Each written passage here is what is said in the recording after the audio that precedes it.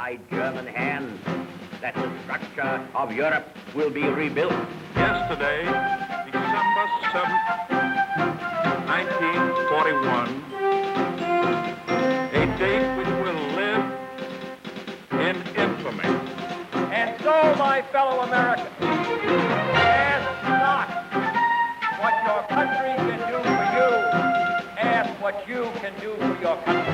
Therefore, I shall resign the presidency effective at noon tomorrow.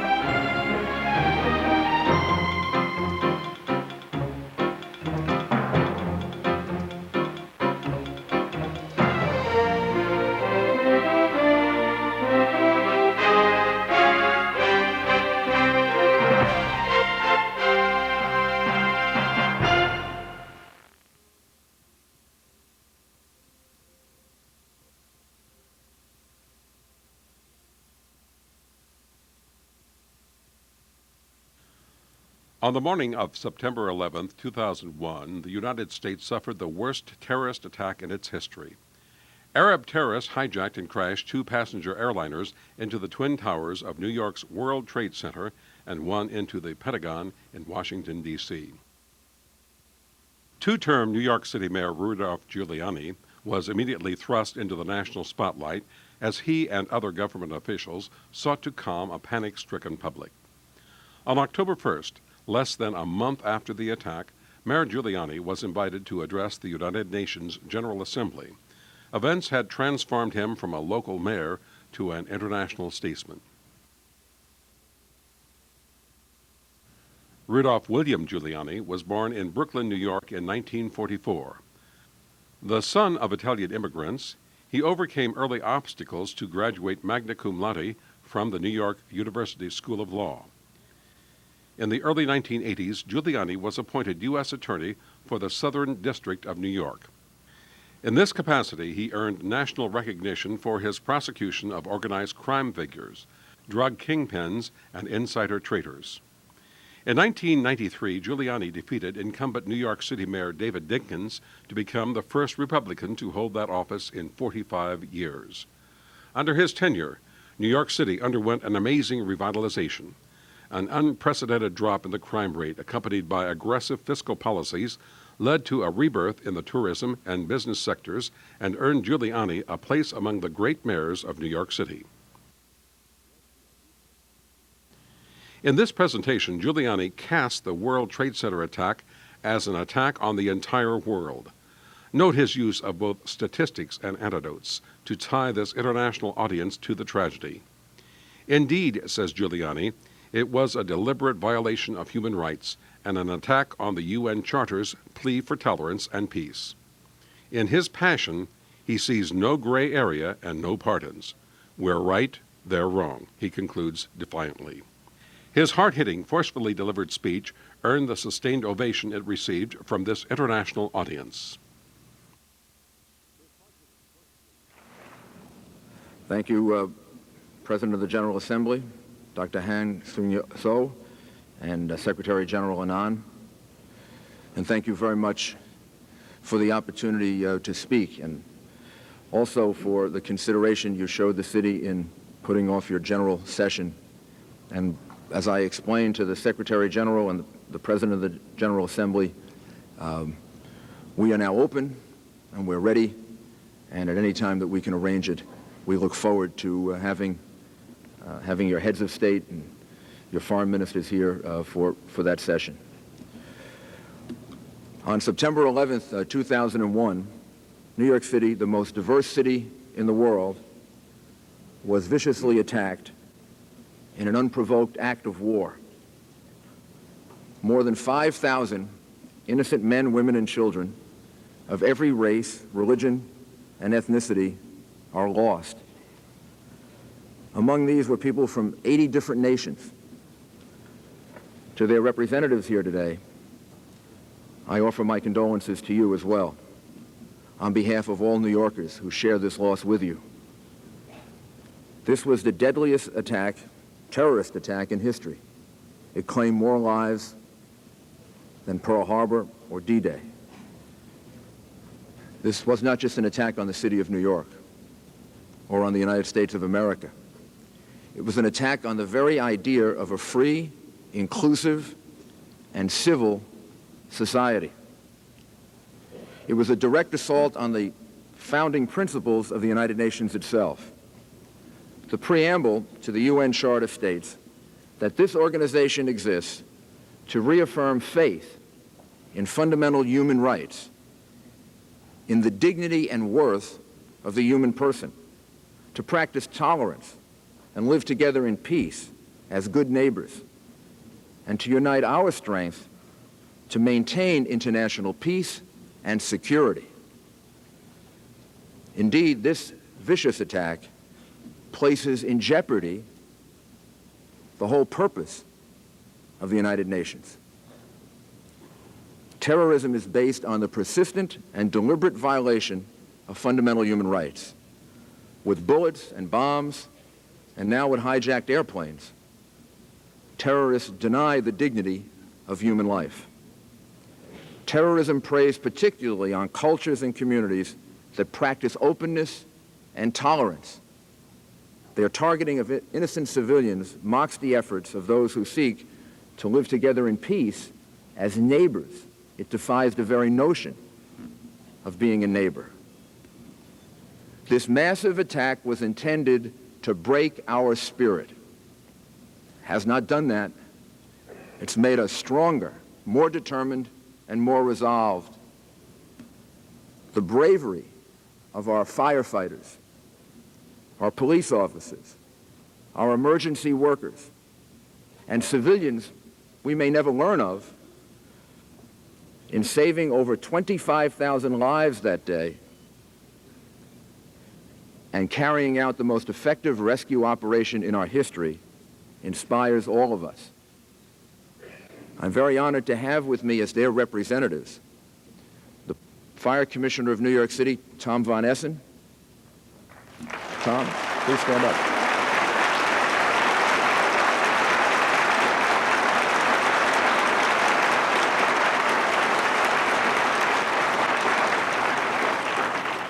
And the Police Commissioner of New York City, Bernard Kerik.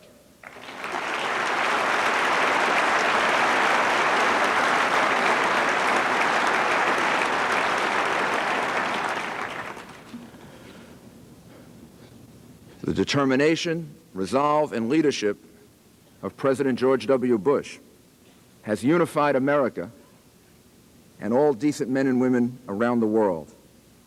And the response of many of your nations, your leaders and people, spontaneously demonstrating in the days after the attack your support for New York and America and your understanding of what needs to be done to remove the threat of terrorism gives us great, great hope that we will prevail. The strength of America's response, please understand, flows from the principles upon which we stand. Americans are not a single ethnic group. Americans are not of one race or one religion. Americans emerge from all of your nations. We're defined as Americans by our beliefs, not by our ethnic origins, our race, or our religion. Our belief in religious freedom, political freedom, economic freedom, that's what makes an American. Our belief in democracy, the rule of law, and respect for human life. That's how you become an American. It's these very principles and the opportunities these principles give to so many to create a better life for themselves and their families that make America and New York a shining city on a hill. There's no nation in the history of the world and no city that has seen more immigrants in less time than America. And people continue to come here in large, large numbers to seek freedom, opportunity, decency, civility. Each of your nations, I'm certain, has contributed citizens to the United States and to New York. I believe I can take every one of you someplace in New York City, and you can find someone from your country, someone from your village or town that speaks your language and practices your religion. In each of your lands, there are many who are Americans in spirit by virtue of their commitment to our shared principles. It's tragic and perverse that it's because of these very principles, particularly our religious, political, and economic freedoms, that we find ourselves under attack by terrorists. Our freedom threatens them because they know if our ideas of freedom gain a foothold among their people, it will destroy their power. So they strike out against us to keep those ideas from reaching their people. The best long-term deterrent and approach to terrorism, obviously, is the spread of the principles of freedom and democracy and the rule of law and respect for human life. The more that spreads around the globe, the safer we will all be.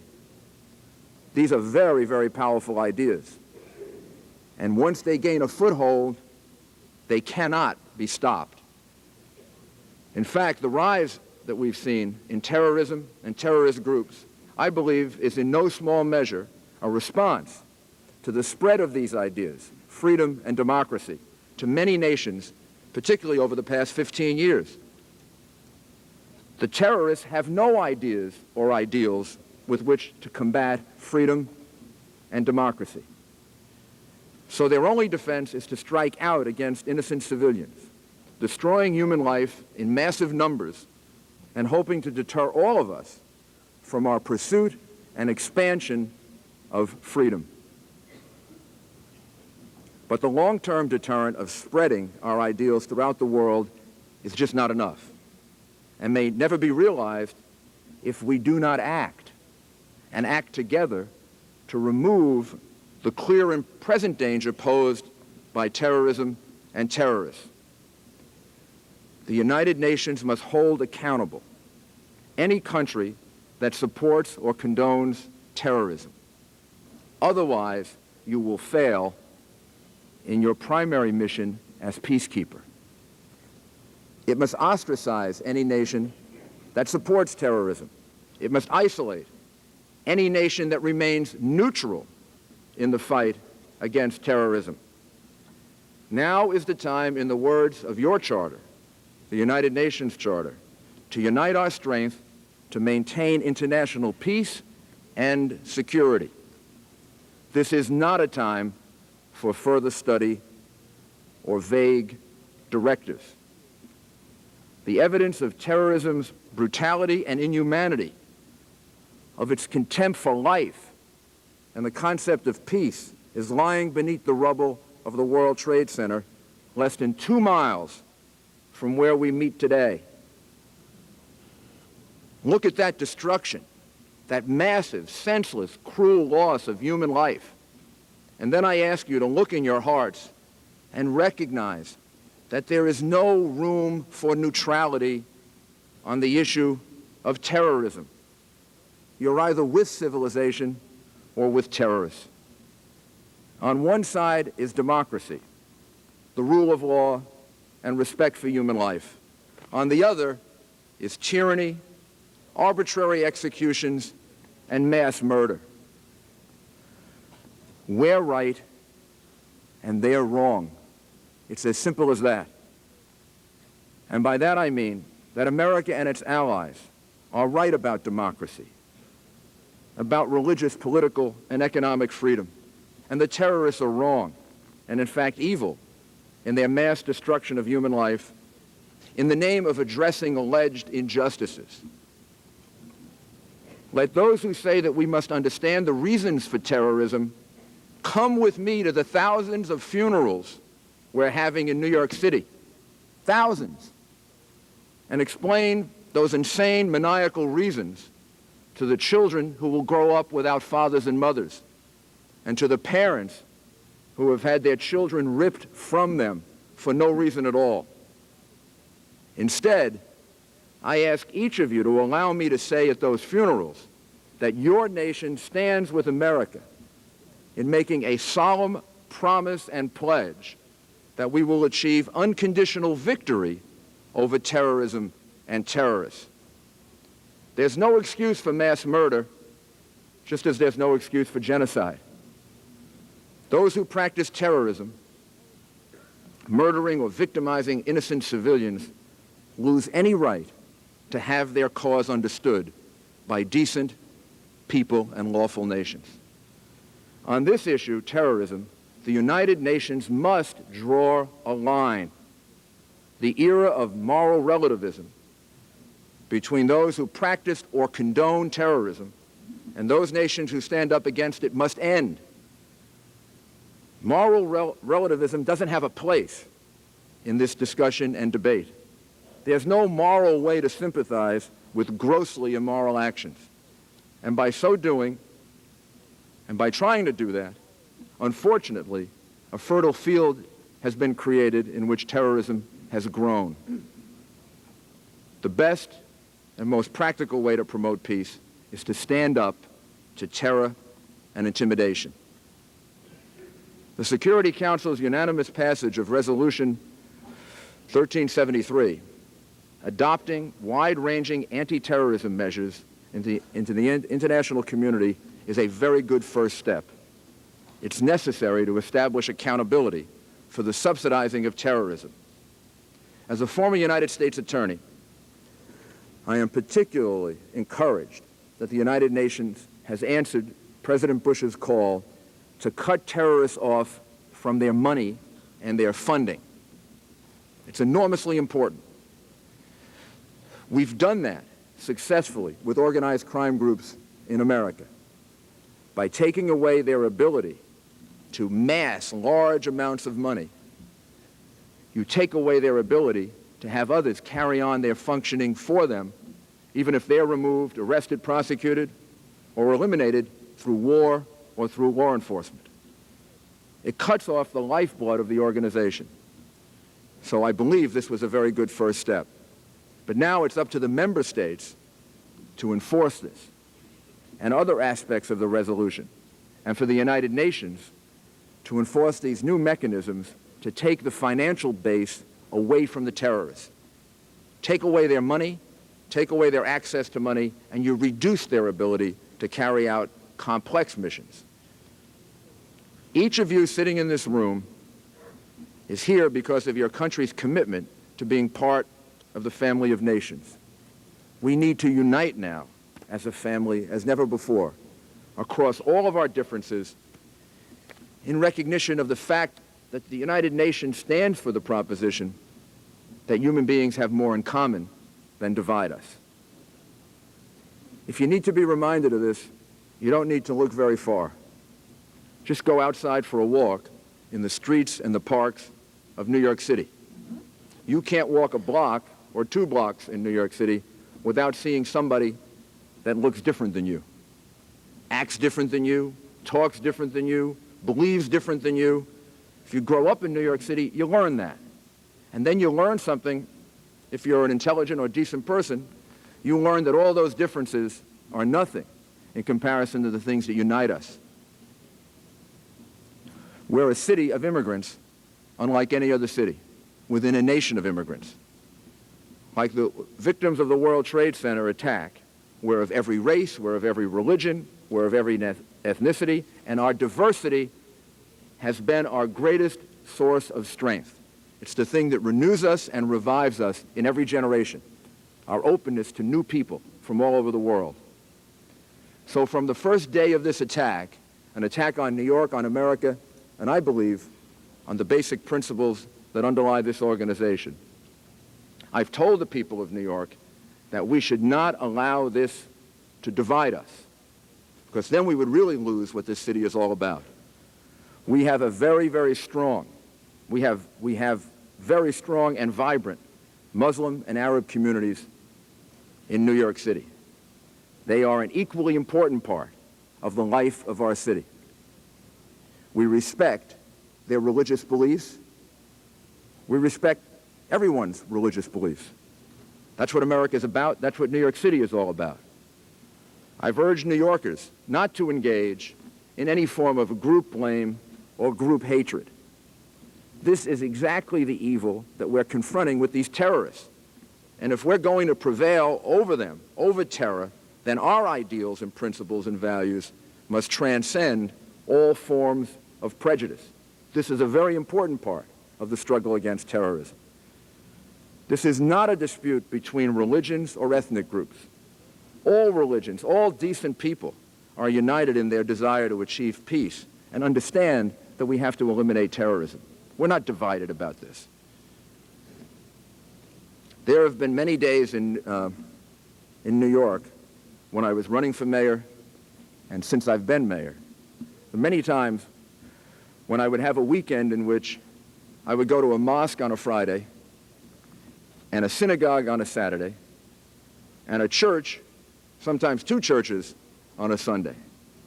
And by the time I finished, I would say to myself, I know that we're getting through to God. We're talking to him in every language that he understands. We're using every liturgy that exists. And I know we're getting through to the same God. We may be doing it in slightly different ways.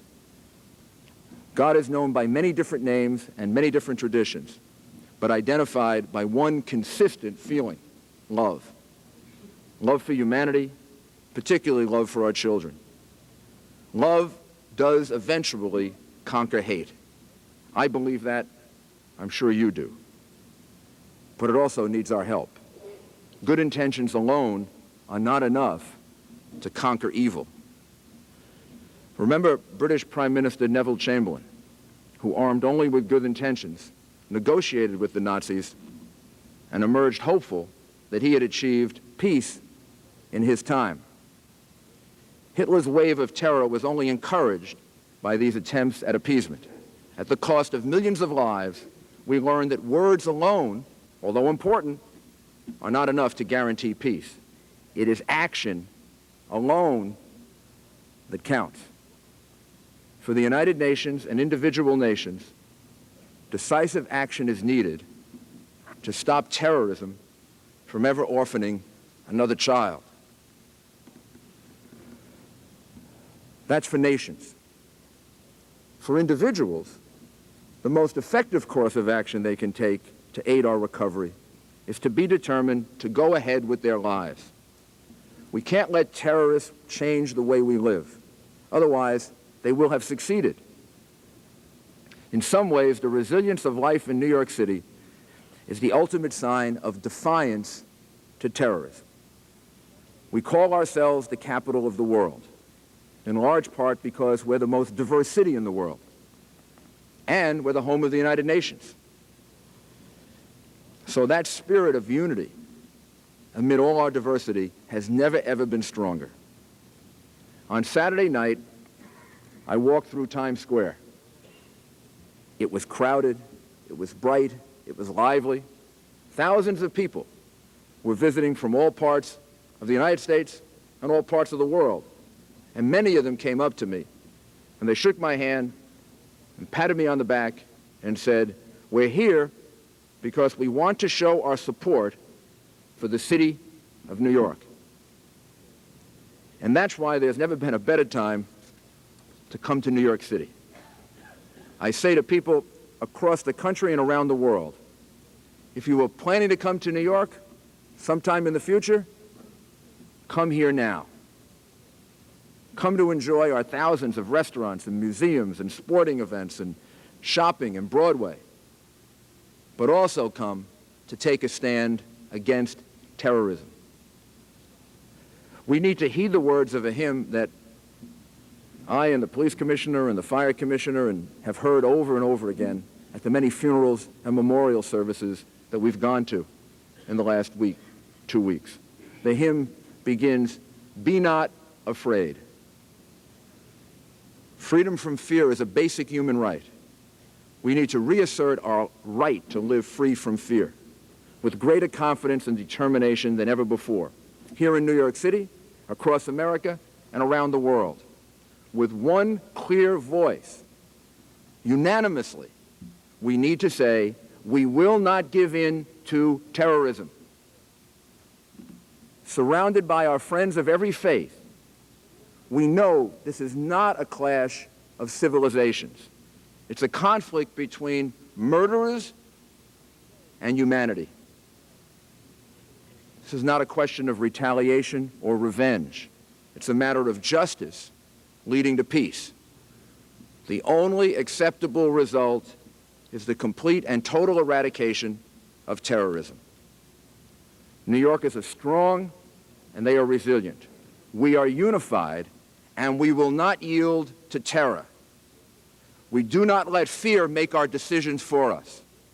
We choose to live in freedom. Thank you, and God bless you.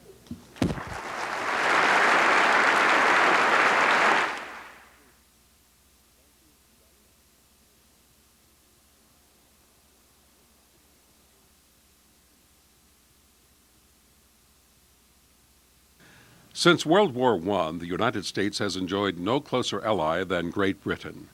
At the same time, Great Britain's highest parliamentary office has provided us with some of the finest orators of the 20th and 21st centuries. Prime Minister Tony Blair's rhetorical skills stand as no exception. Blair delivered the following address at the 2001 Labor Party conference less than 1 month after the 9/11 terrorist attacks. That event provided the exigency for Blair to demonstrate his rhetorical prowess and his country's respect and affection for the United States. Born May 6, 1953 in Edinburgh, Scotland, the son of a conservative politician and law lecturer, Tony Blair studied law at Oxford University. While working as a lawyer, he joined the Labour Party. In 1983, Blair won a seat in Parliament, where he immediately gained a reputation for supporting reformation of the struggling party. Under his leadership, the Labour Party, in less than a decade, became the fastest-growing political party in Europe. A sweeping Labour Party victory in 1992 over the dominant Conservative Party led to Blair's election as Prime Minister in 1994. Of all the rhetoric prompted by 9/11, Blair's may be the most eloquent. In this speech to his Labour Party conference, he addresses both his immediate audience and a secondary audience across the Atlantic. He begins by linking both audiences to the horrific 9/11 event and to a mutual course of action. Note his stirring use of antithesis and parallel structure to mobilize his audiences for the struggles ahead. These rhetorical devices are most prevalent near the end of his speech in praise of his American allies. This hour-long address has been edited here to include only his views on British foreign policy. Even American networks telecast portions of this speech, helping to establish Tony Blair as the first great orator of the 21st century.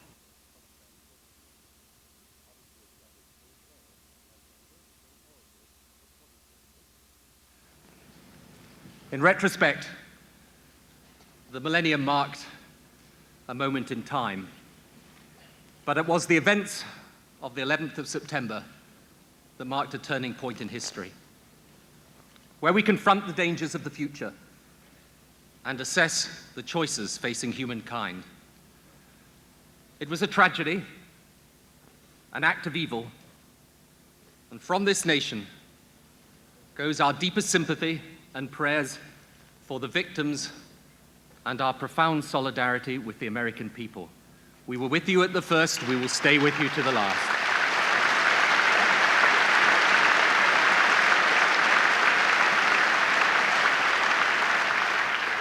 Just 2 weeks ago in New York, after the church service, I met some of the families of the British victims.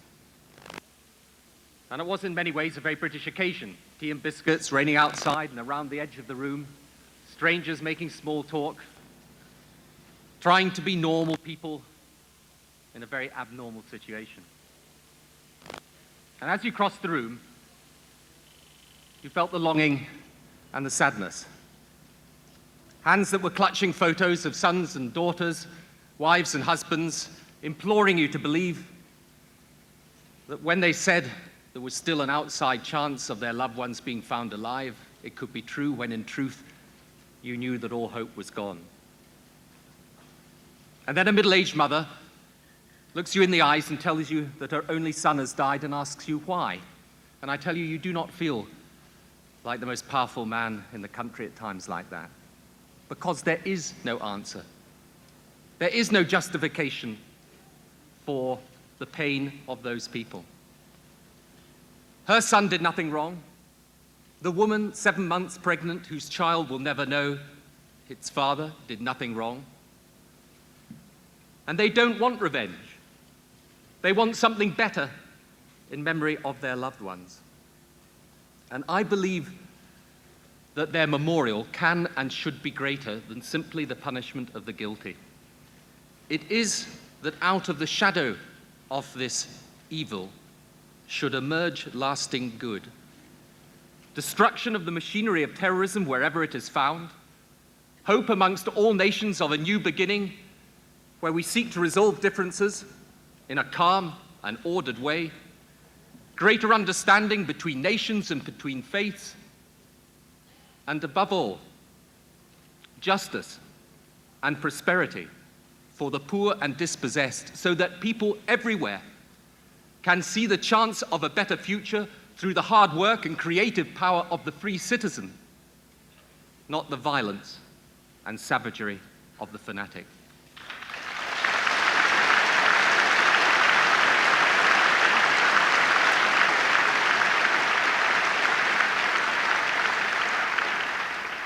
I know that people here in Britain are anxious, even a little frightened. I understand that. People know we must act, but they worry what might follow. They worry about the economy and the talk of recession. And of course, there are dangers. It is a new situation. But the fundamentals of the US, the British, the European economies are strong.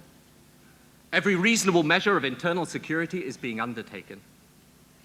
Our way of life is a great deal stronger and will last a great deal longer than the actions of fanatics, small in number and now facing a unified world against them. People should have confidence. This is a battle with only one outcome: our victory, not theirs.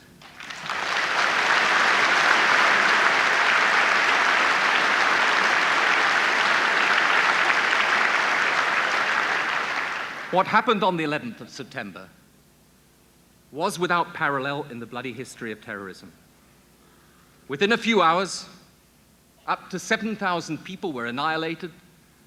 The commercial center of New York was reduced to rubble.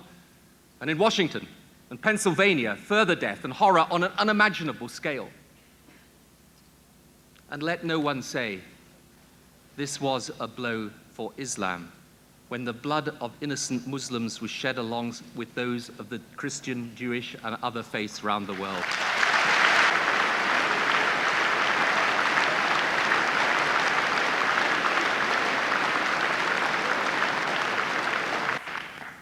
We know those responsible. In Afghanistan are scores of training camps for the export of terror. Chief amongst the sponsors and organizers, Osama bin Laden. He is supported, shielded, and given succor by the Taliban regime. 2 days before the 11th of September attacks, Massoud, the leader of the opposition Northern Alliance, was assassinated by 2 suicide bombers. Both were linked to bin Laden. Some may call that coincidence. I call it payment.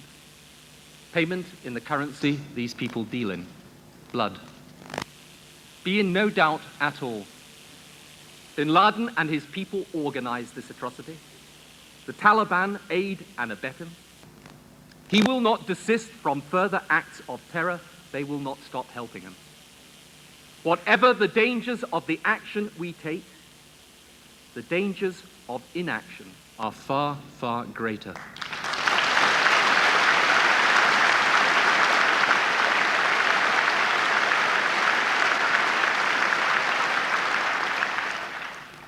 Look for a moment at the Taliban regime. It is undemocratic, that goes without saying.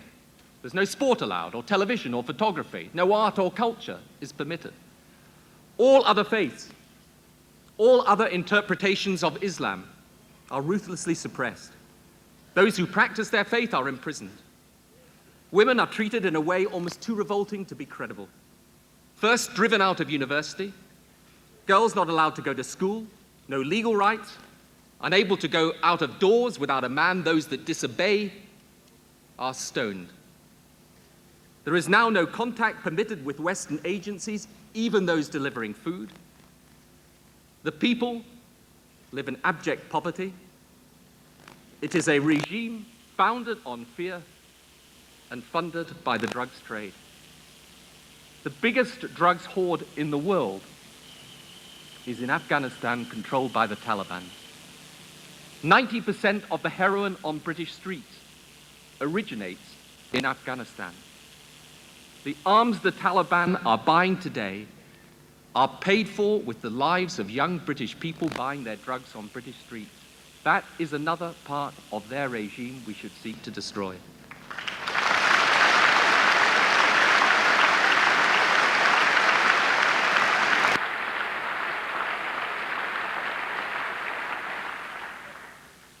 So what do we do? Don't overreact, some say. We aren't. We haven't lashed out. No missiles on the first night just for effect. Don't kill innocent people. We are not the ones who waged war on the innocent. We seek the guilty. Look for a diplomatic solution. But there is no diplomacy with bin Laden or the Taliban regime. State an ultimatum and get their response. We stated the ultimatum. They haven't responded. Understand the causes of terror. Yes, we should try. But let there be no moral ambiguity about this. Nothing could ever justify the events of 11th of September, and it is to turn justice on its head to pretend it could.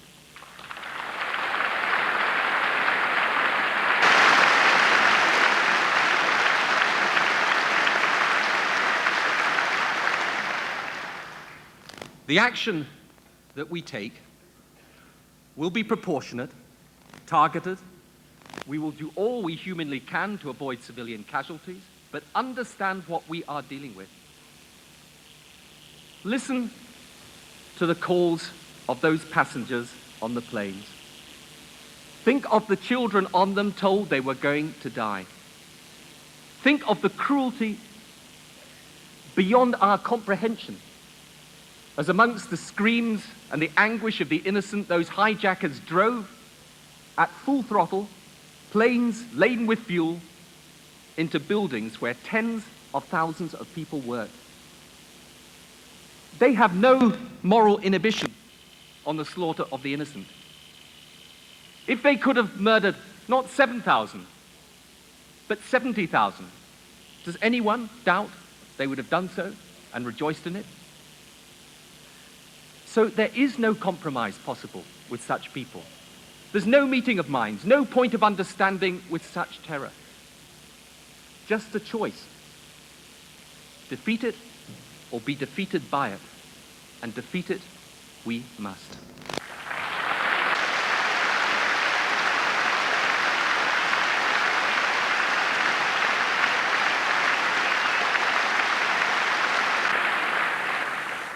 Any action taken will be against the terrorist network of bin Laden. As for the Taliban, they can surrender the terrorists or face the consequences. And again, in any action, the aim will be to eliminate their military hardware, cut off their finances, disrupt their supplies, target their troops, not civilians. We will put a trap around the regime. And I say to the Taliban, surrender the terrorists or surrender power. That is your choice.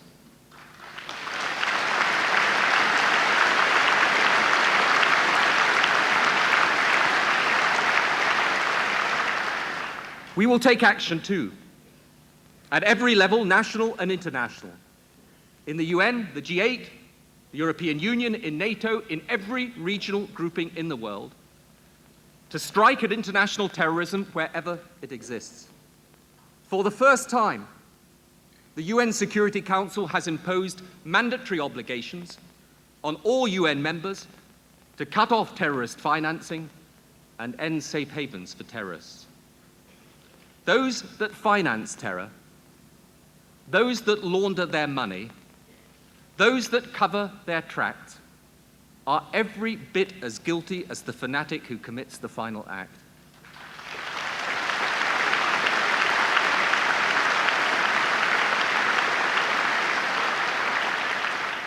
And here in this country, and in other nations around the world, laws will be changed not to deny basic liberties, but to prevent their abuse and protect the most basic liberty of all, freedom from terror.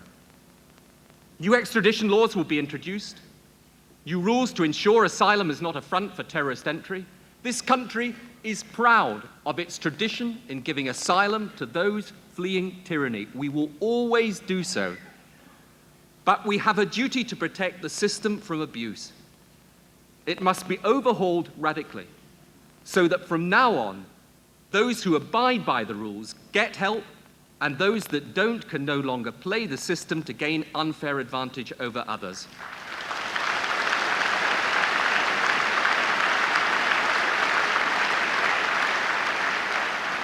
Round the world, the 11th of September is bringing governments and people to reflect, consider, and change. And in this process, amidst all the talk of war and action, there is another dimension appearing. There is a coming together. The power of community is asserting itself. We are realizing how fragile are our frontiers in the face of the world's new challenges. Today, conflicts rarely stay within national boundaries. Today, a tremor in one financial market is repeated in the markets of the world. Today, confidence is global, its presence or its absence. Today, the threat is chaos, because for people with work to do and family life to balance and mortgages to pay and careers to further, pensions to provide, the yearning is for order and stability. And if it doesn't exist elsewhere, it's unlikely to exist here. I have long believed that this interdependence defines the new world we live in. You know, people say, well, we're only acting because it's the USA that was attacked. Double standards, they say. But when Milosevic embarked on the ethnic cleansing of Muslims in Kosovo, we acted.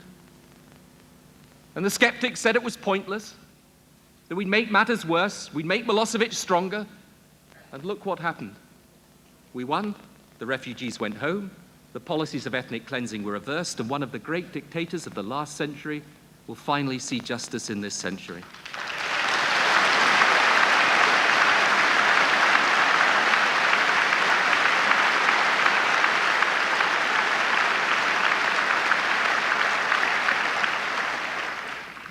And I tell you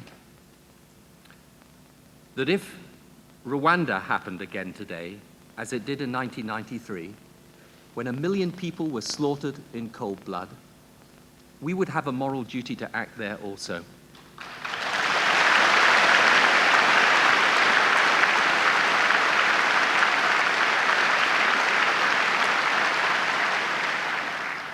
We were there, in Sierra Leone, when a murderous group of gangsters threatened its democratically elected government and people. And we, as a country, should, and I, as a Prime Minister, do, give thanks for the brilliance, dedication, and sheer professionalism of the British Armed Forces.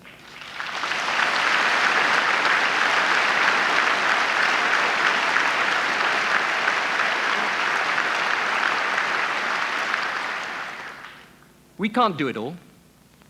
Neither can the Americans.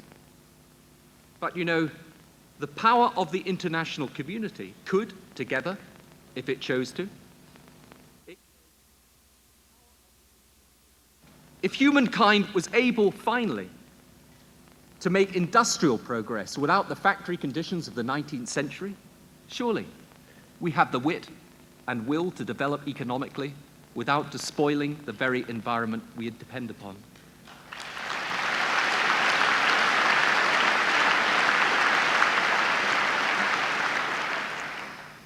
And if we wanted to, we could breathe new life into the Middle East peace process, and we must.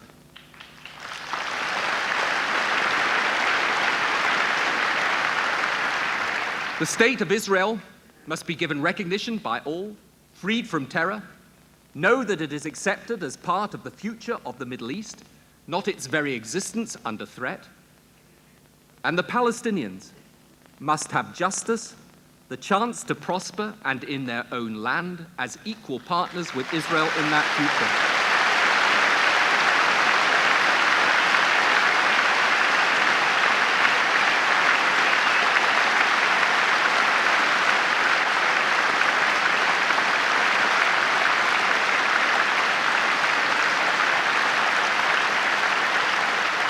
We know that. It is the only way. Just as we know in our own peace process in Northern Ireland, there will be no unification of Ireland except by consent. And there will be no return to the days of unionist or Protestant supremacy, because those days have no place in the modern world. So the unionists must accept justice and equality for nationalists. The Republicans must show that they have given up violence, not just a ceasefire, but weapons put beyond use. And not only the Republicans, but those people who call themselves loyalists, who do by acts of terrorism sully the very name of the United Kingdom.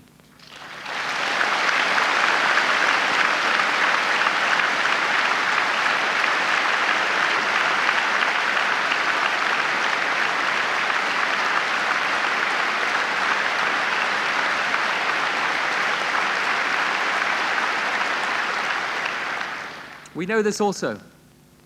The values we believe in should shine through what we do in Afghanistan. To the Afghan people, we make this commitment.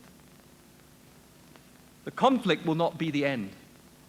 We will not walk away as the outside world has done so many times before there. If the Taliban regime changes, we will work with you to make sure its successor is one that is broad-based, that unites all ethnic groups, and that offers some way out of the miserable poverty that is your present existence.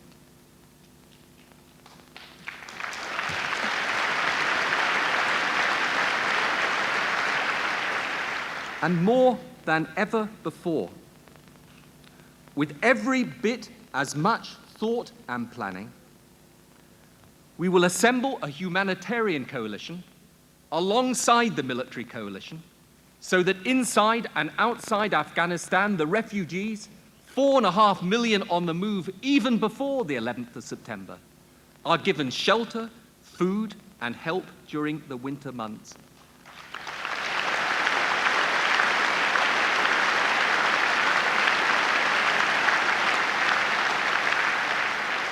The world community must show as much its capacity for compassion as for force.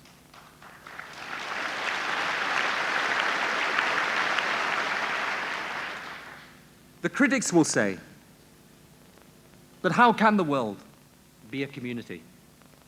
Nations act in their own self-interest. Of course they do. But what is the lesson of the financial markets, climate change, international terrorism, nuclear proliferation, or world trade? It is that our self-interest and our mutual interests are today inextricably woven together. In all of this, at home and abroad, the same beliefs throughout. That we are a community of people whose self-interest and mutual interest at crucial points merge.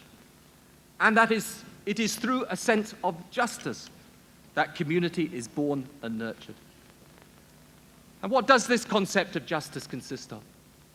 Fairness, people all of equal worth, of course, but also reason and tolerance.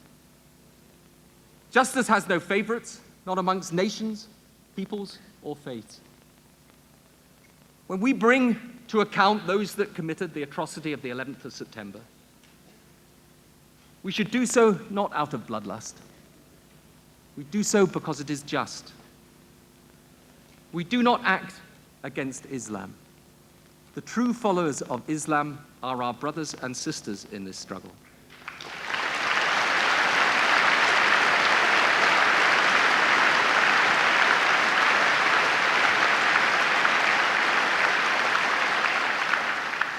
Bin Laden is no more obedient to the proper teaching of the Quran than those crusaders of the 12th century who pillaged and murdered represented the true teaching of the gospel.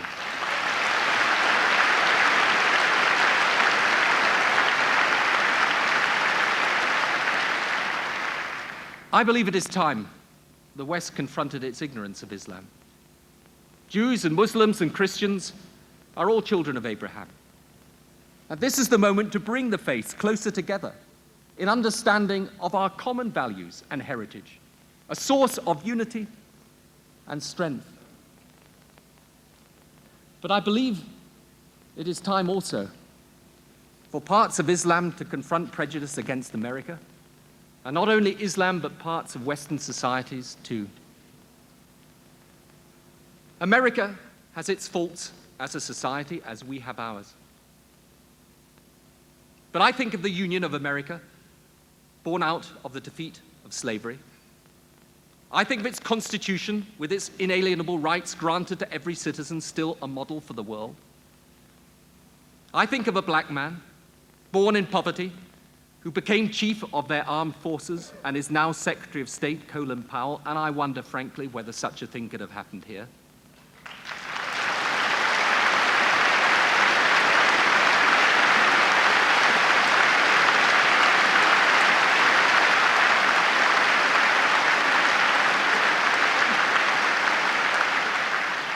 I think of the Statue of Liberty and how many refugees, migrants, and the impoverished passed its light and felt that if not for them, for their children, a new world could indeed be theirs.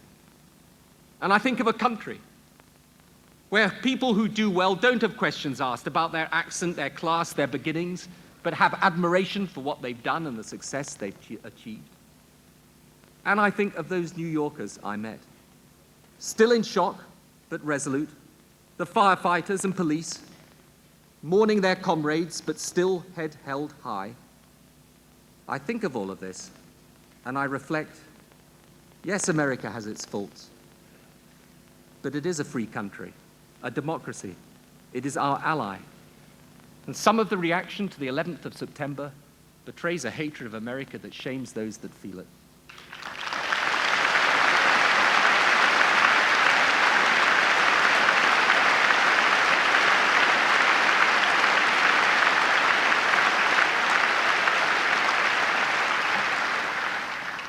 So I believe that this is a fight for freedom, and I want to make it a fight for justice too. Justice not only to punish the guilty, but justice to bring those same values of democracy and freedom to people around the world. And I mean freedom, not only in the narrow sense of personal liberty, but in the broader sense of each individual having the economic and social freedom to develop their potential to the full. That's what community means, founded on the equal worth of all.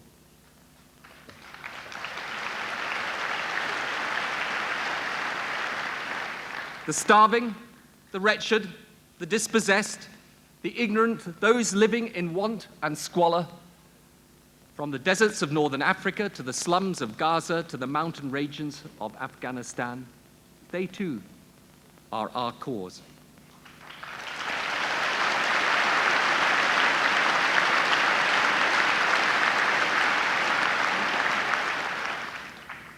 This is a moment to seize. The kaleidoscope has been shaken, the pieces are in flux, soon they will settle again. Before they do, let us reorder this world around us. Today, humankind has the science and technology to destroy itself or to provide prosperity to all. Yet science can't make that choice for us. Only the moral power of a world acting as a community can. By the strength of our common endeavor, we achieve more together than we can alone. For those people who lost their lives on the 11th of September and those that mourn them, now is the time for the strength to build that community. let that be their memorial.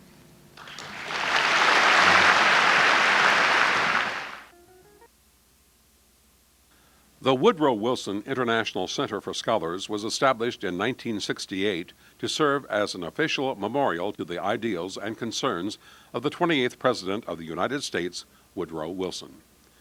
By offering support and fellowship to high-level professors, public officials, journalists, professionals, and other leaders, the center provides a powerful medium for information exchange and debate.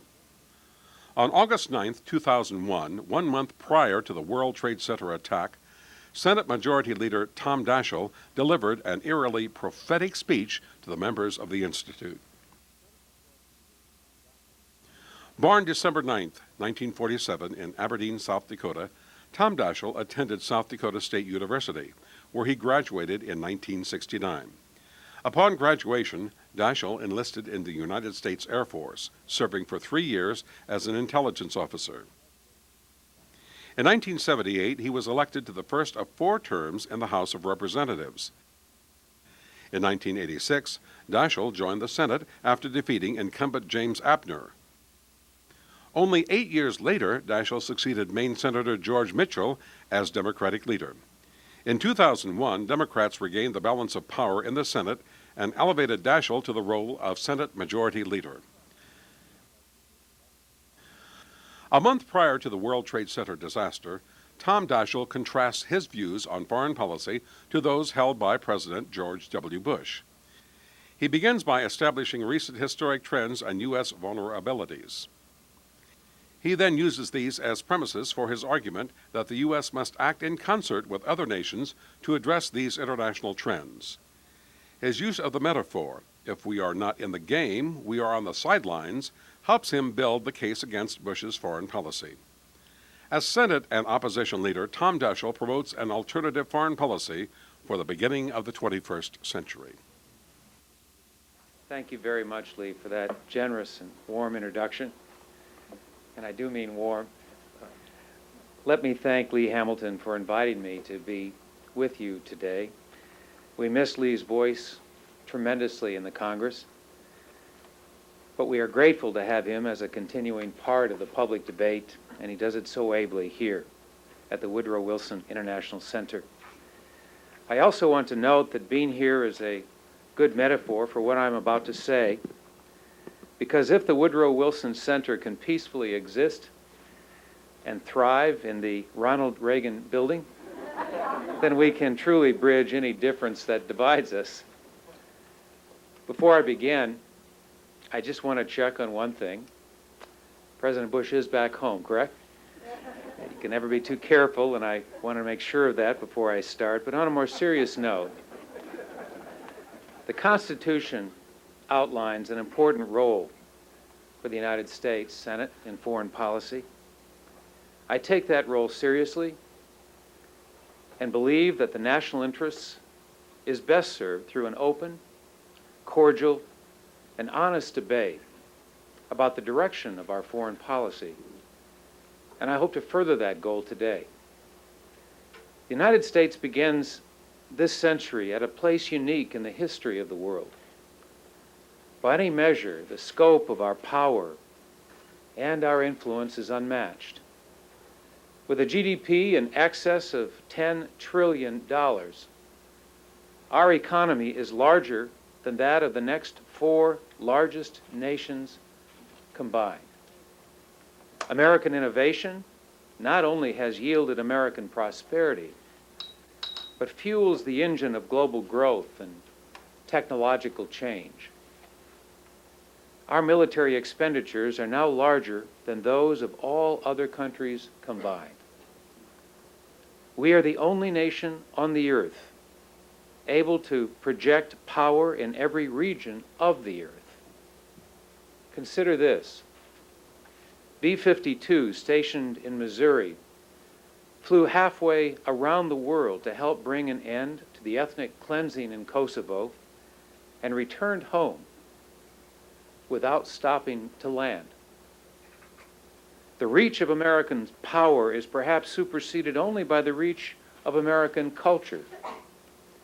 In 1995, more than half of all the royalties and licensing fees in the world were paid to Americans.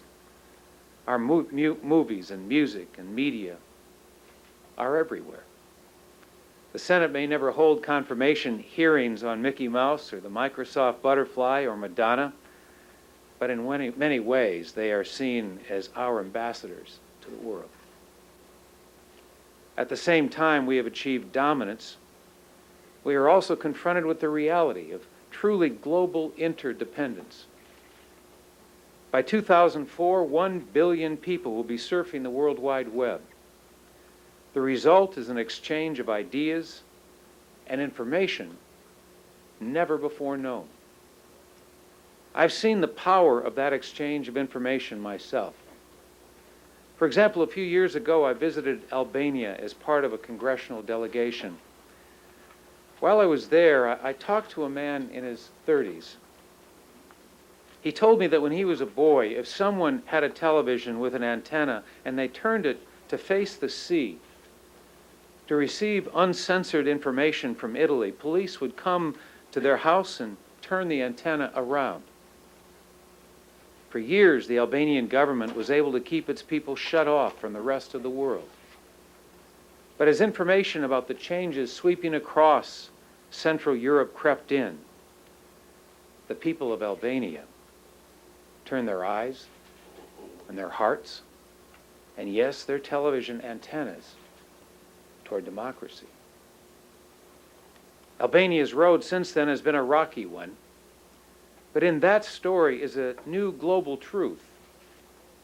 When people live in places where human potential is unrealized, they look toward democracy. In an increasingly interconnected world, we must help them find it.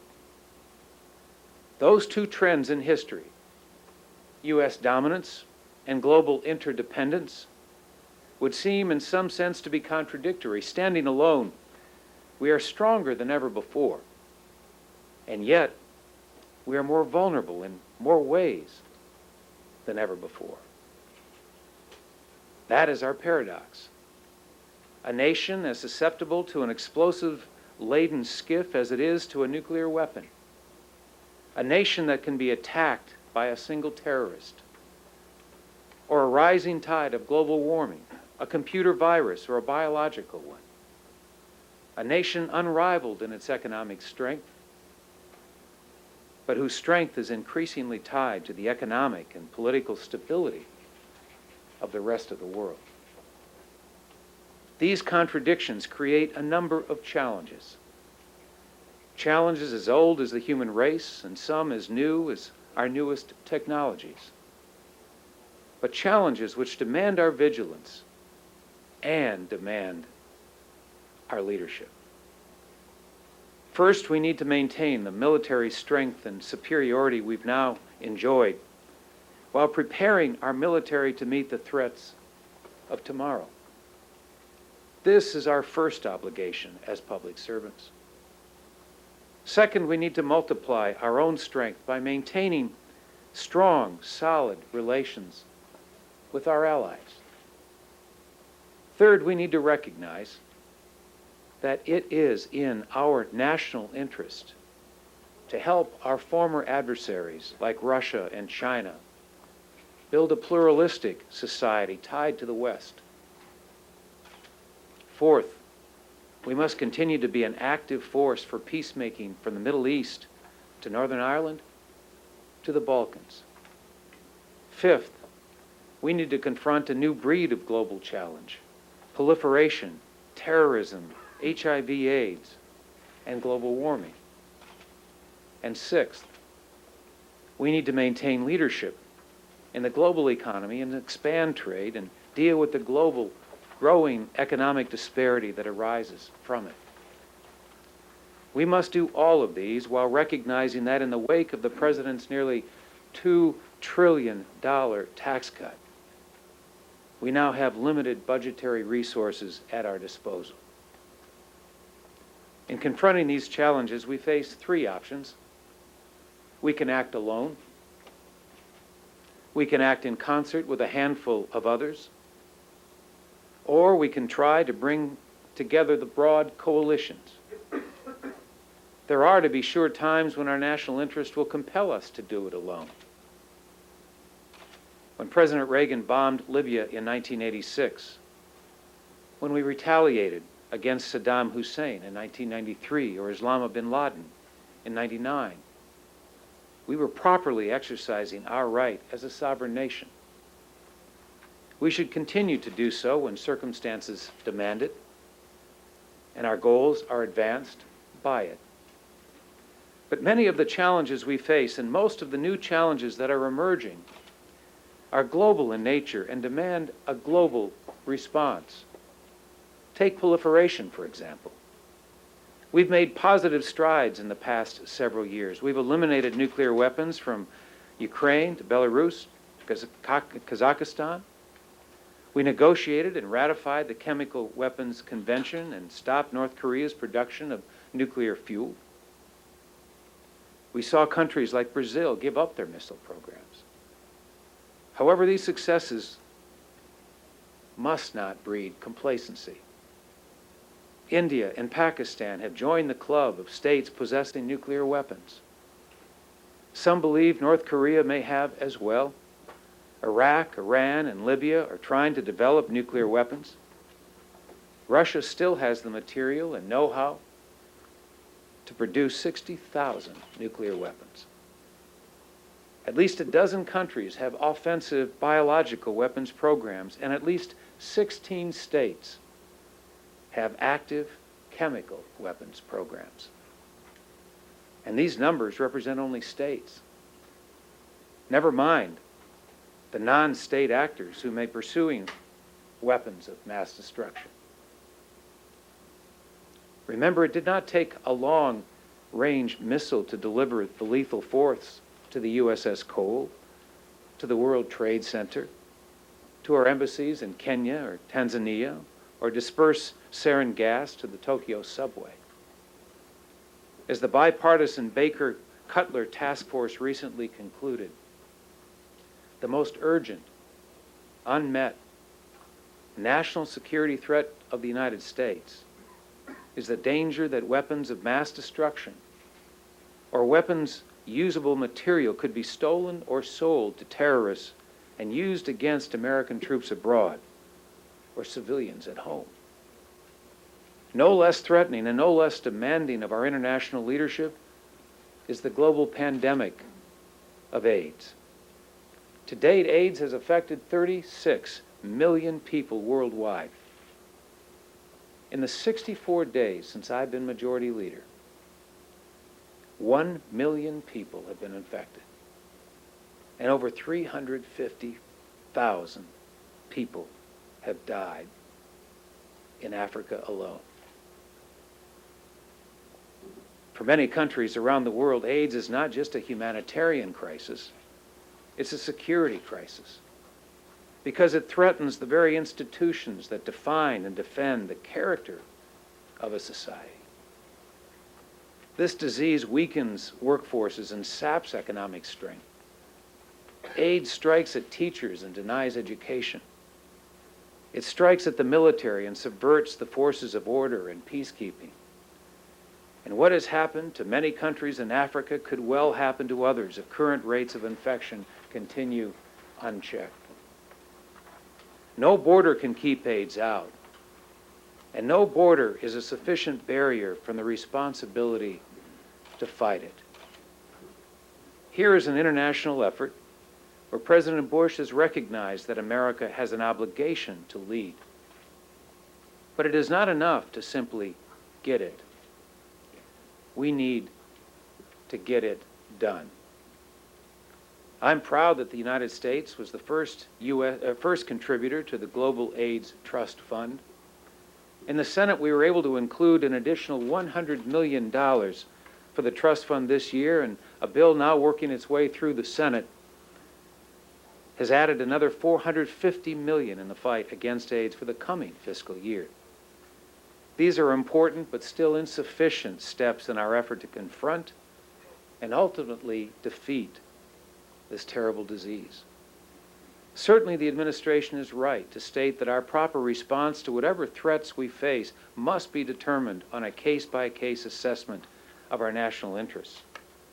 But more often than not, we have a chance to advance our national interest if we are in the game rather than on the sidelines. 2 weeks ago in Bonn, Japan showed the world the benefit of being in the game, emerging from an historic 100-nation international climate change accord as a hero and as a leader. In the final agreement, Japan won significant concessions and left with their national interests strengthened in exchange for joining the international process. By contrast, our delegates were literally booed out of Bonn. On 6 separate occasions, in just 6 months, the administration has demonstrated a willingness to walk away from agreements that were embraced by many of our closest friends and allies and broadly supported by the international community. The Kyoto Protocol, the Comprehensive Test Ban Treaty, a measure to create an international criminal court, the Biological Weapons Protocol, a global agreement to curb illicit sales of small arms and light weapons, and the Anti-Ballistic Missile Treaty. Reasonable people can disagree about the merits of each of these individual agreements. I don't think reasonable people can ignore the consequences of tearing each one up.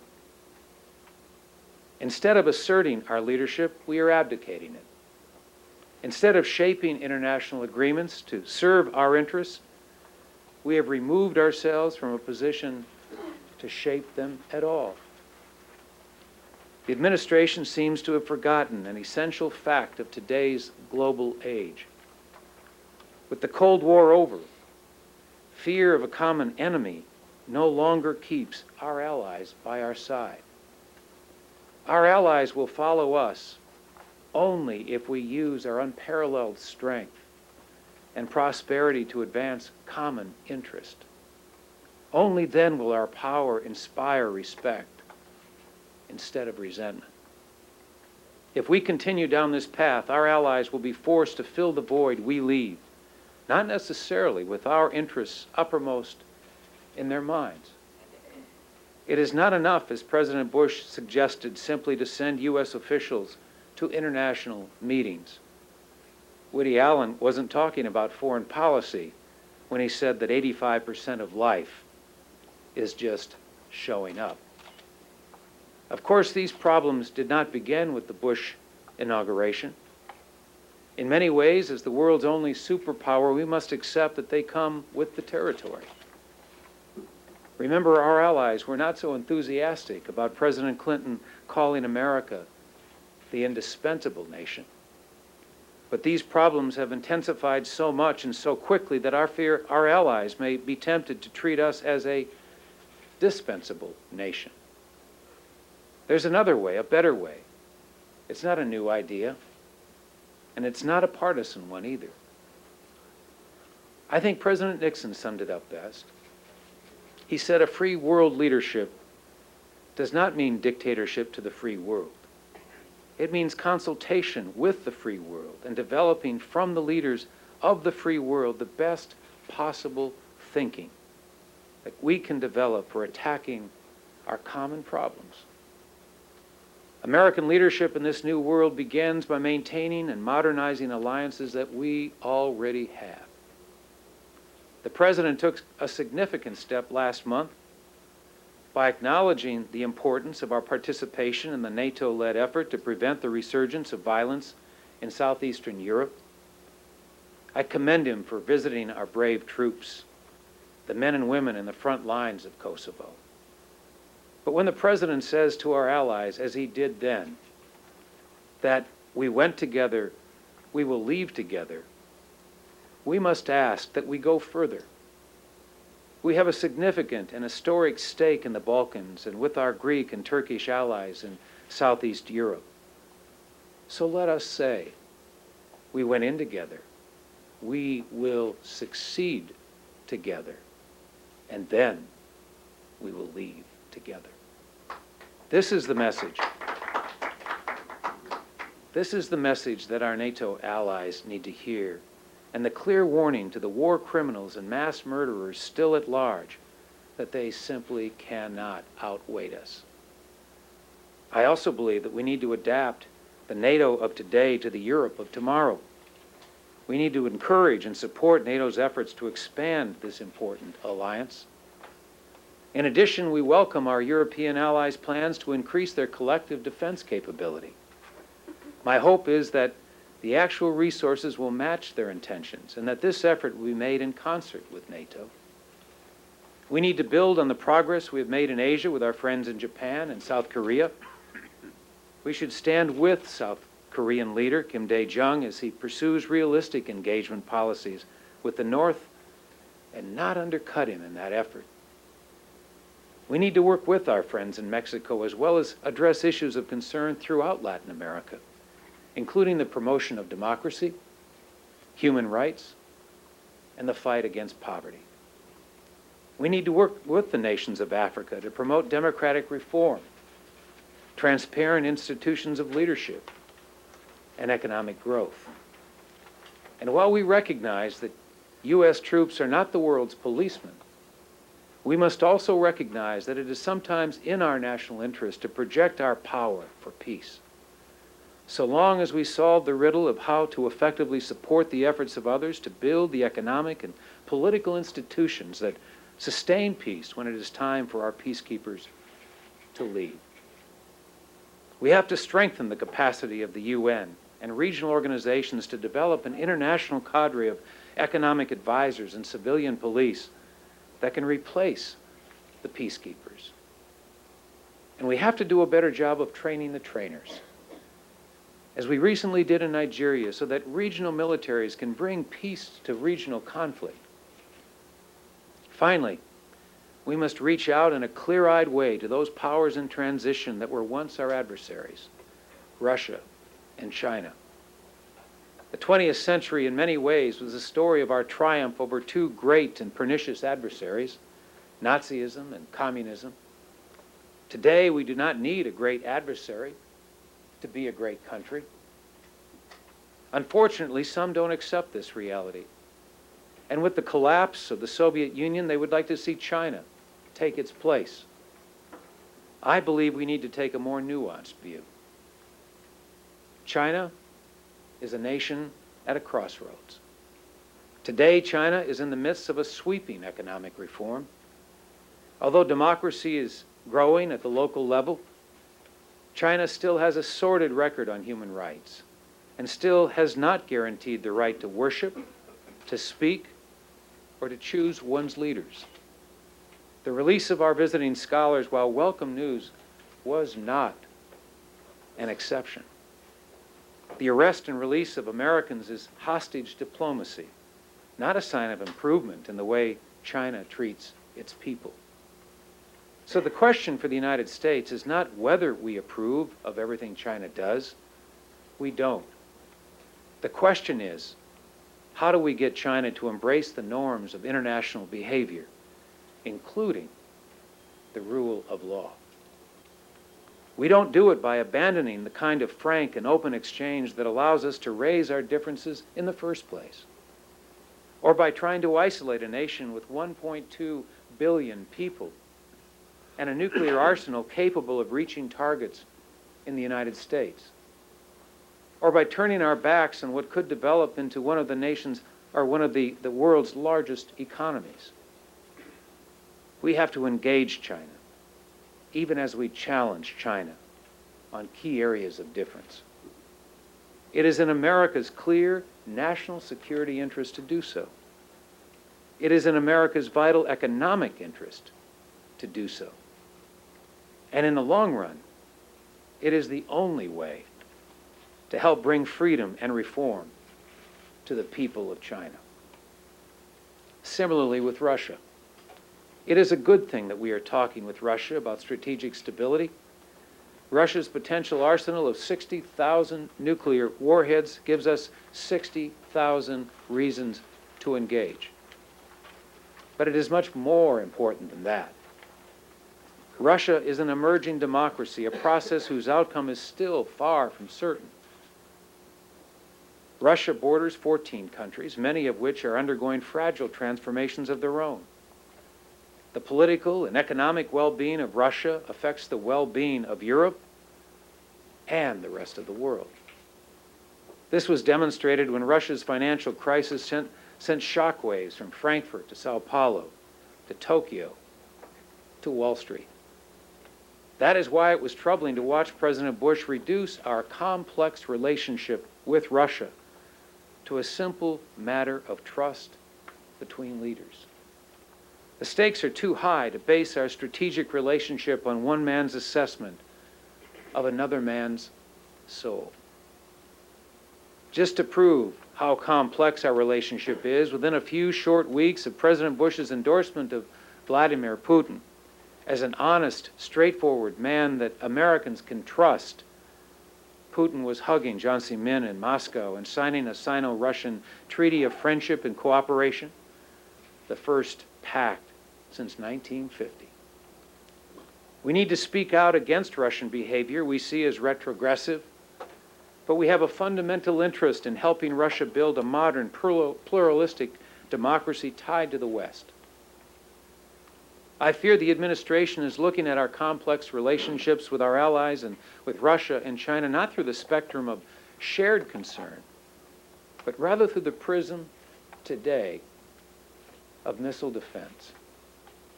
What else could explain, for example, President Bush's personal embrace of Russia's Vladimir Putin while avoiding any public mention of Putin's crackdown on Russia's free press and the continuing atrocities in Chechnya?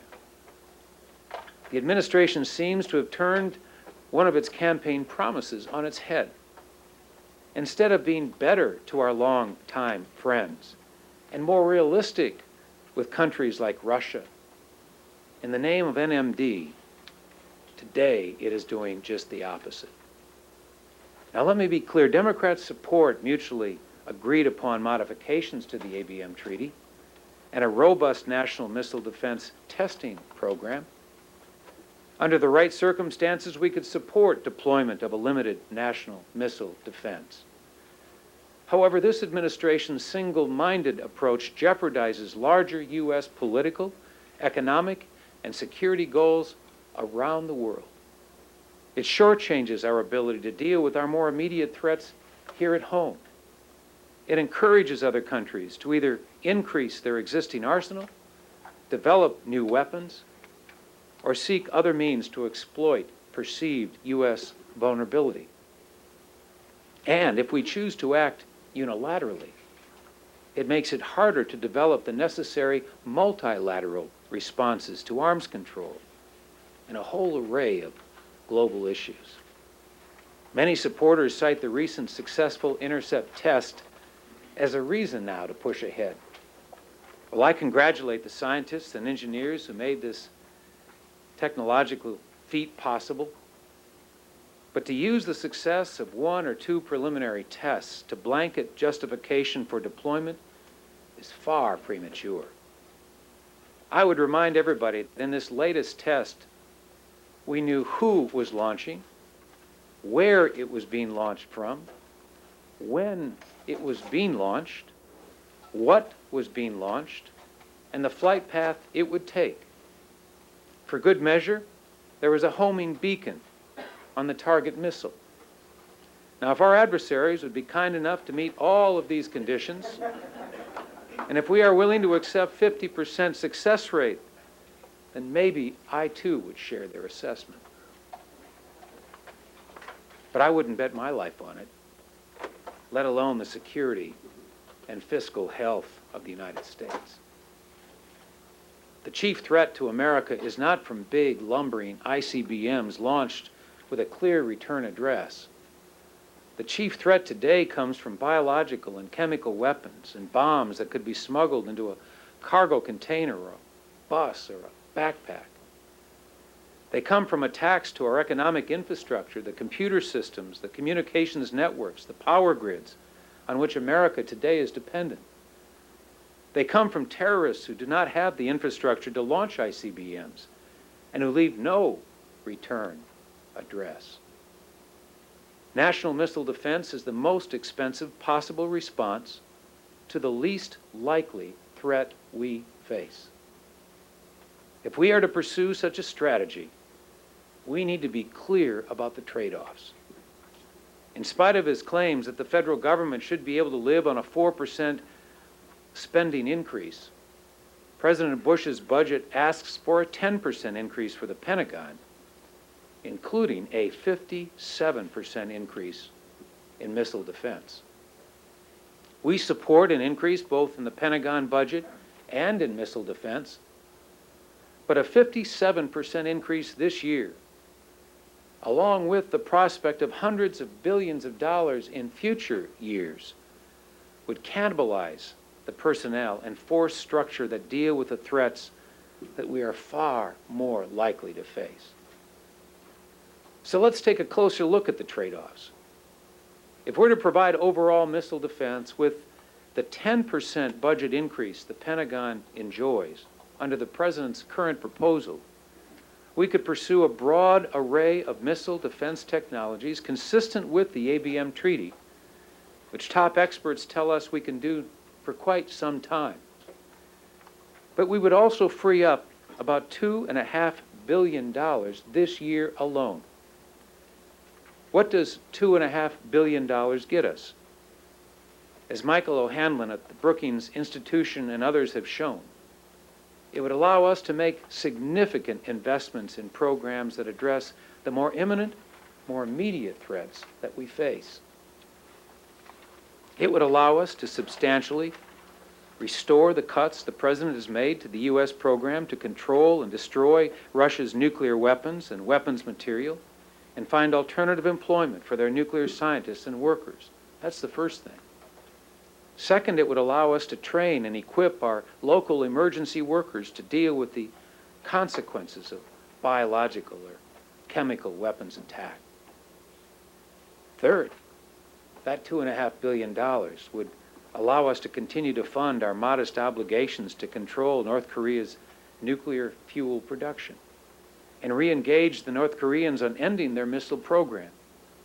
After all, this is the front end of the potential threat missile defense is intended to address. Fourth, it would allow us to increase research and development into cruise missile defense. Cruise missiles are less sophisticated, more available, and therefore a more likely threat. Yet we have no defense against this more immediate threat today. It would allow us, fifth, to concentrate on developing and deploying theater missile defenses, which would be needed tomorrow to protect our soldiers if we were thrust into another Gulf-like war. Sixth, it would allow us to secure our borders and points of entry against terrorism and other threats. We could beef up customs, airport and seaport security, and the Coast Guard. On a daily basis, these agencies keep drugs and criminals, and as we saw in Vancouver last year, terrorist explosives from entering our country. Seventh, the resources would allow us to increase our counterterrorism budget to dismantle terrorist networks that have the intent and demonstrated will to strike Americans.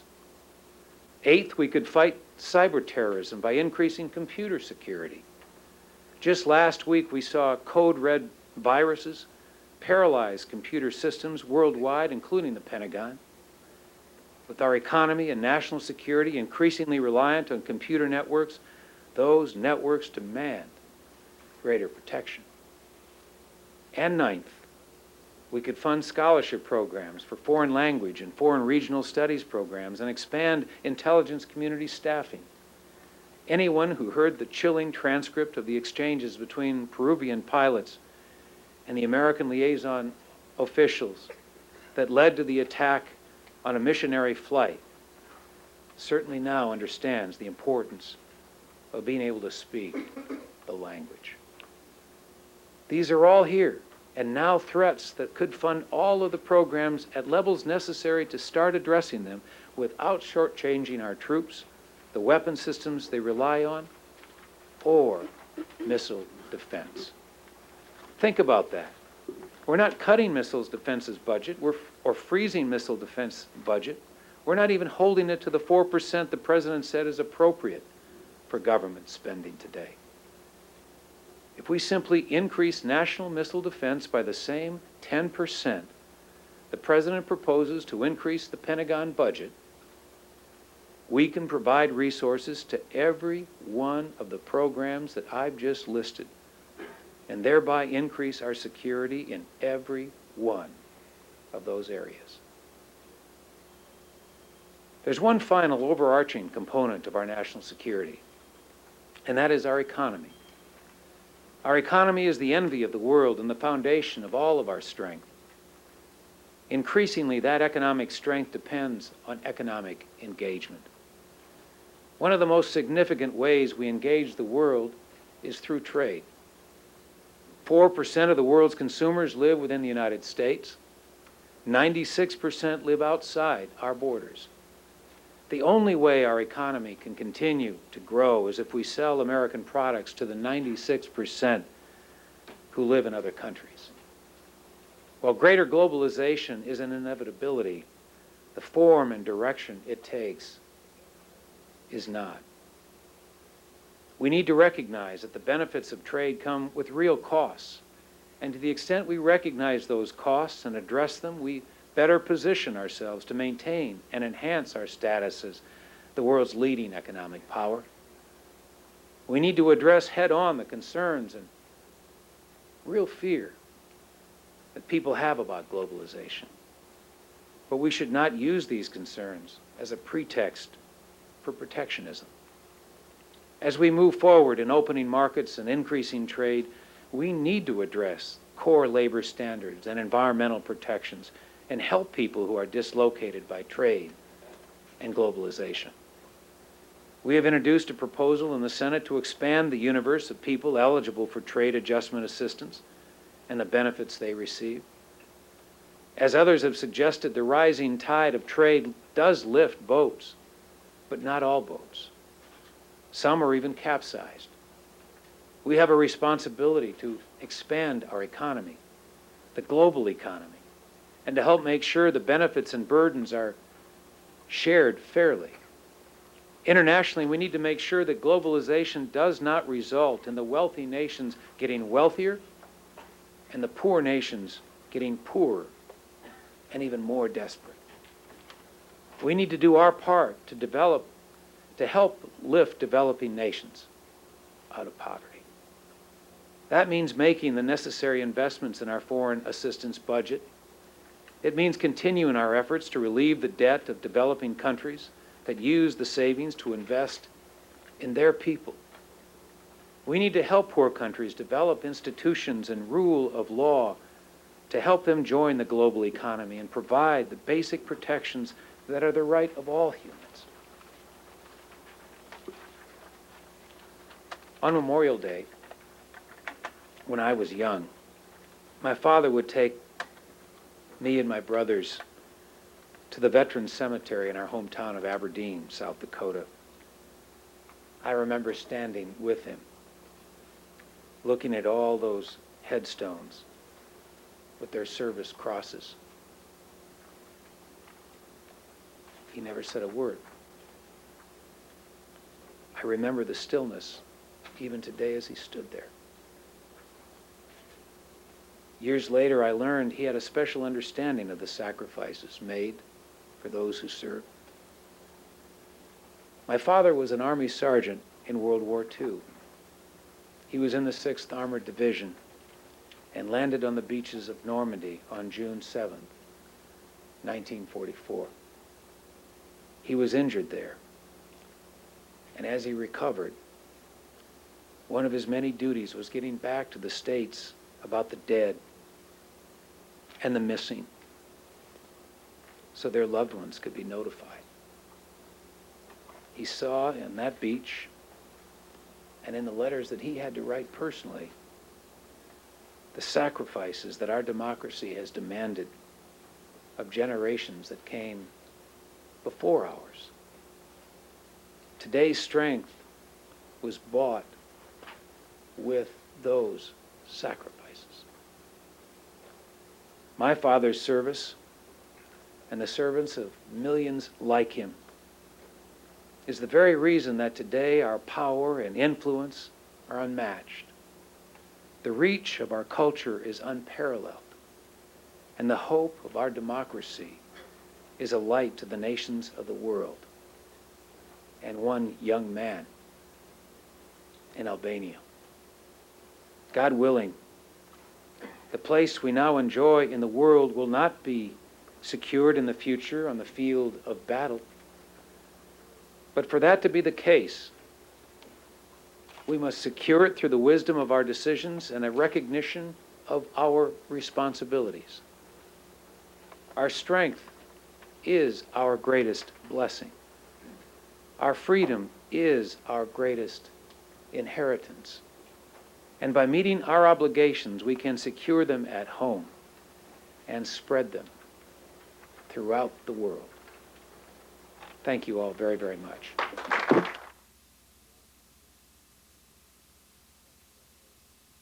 In 1991, Kentucky Senator Mitch McConnell and the University of Louisville established the McConnell Center for Political Leadership.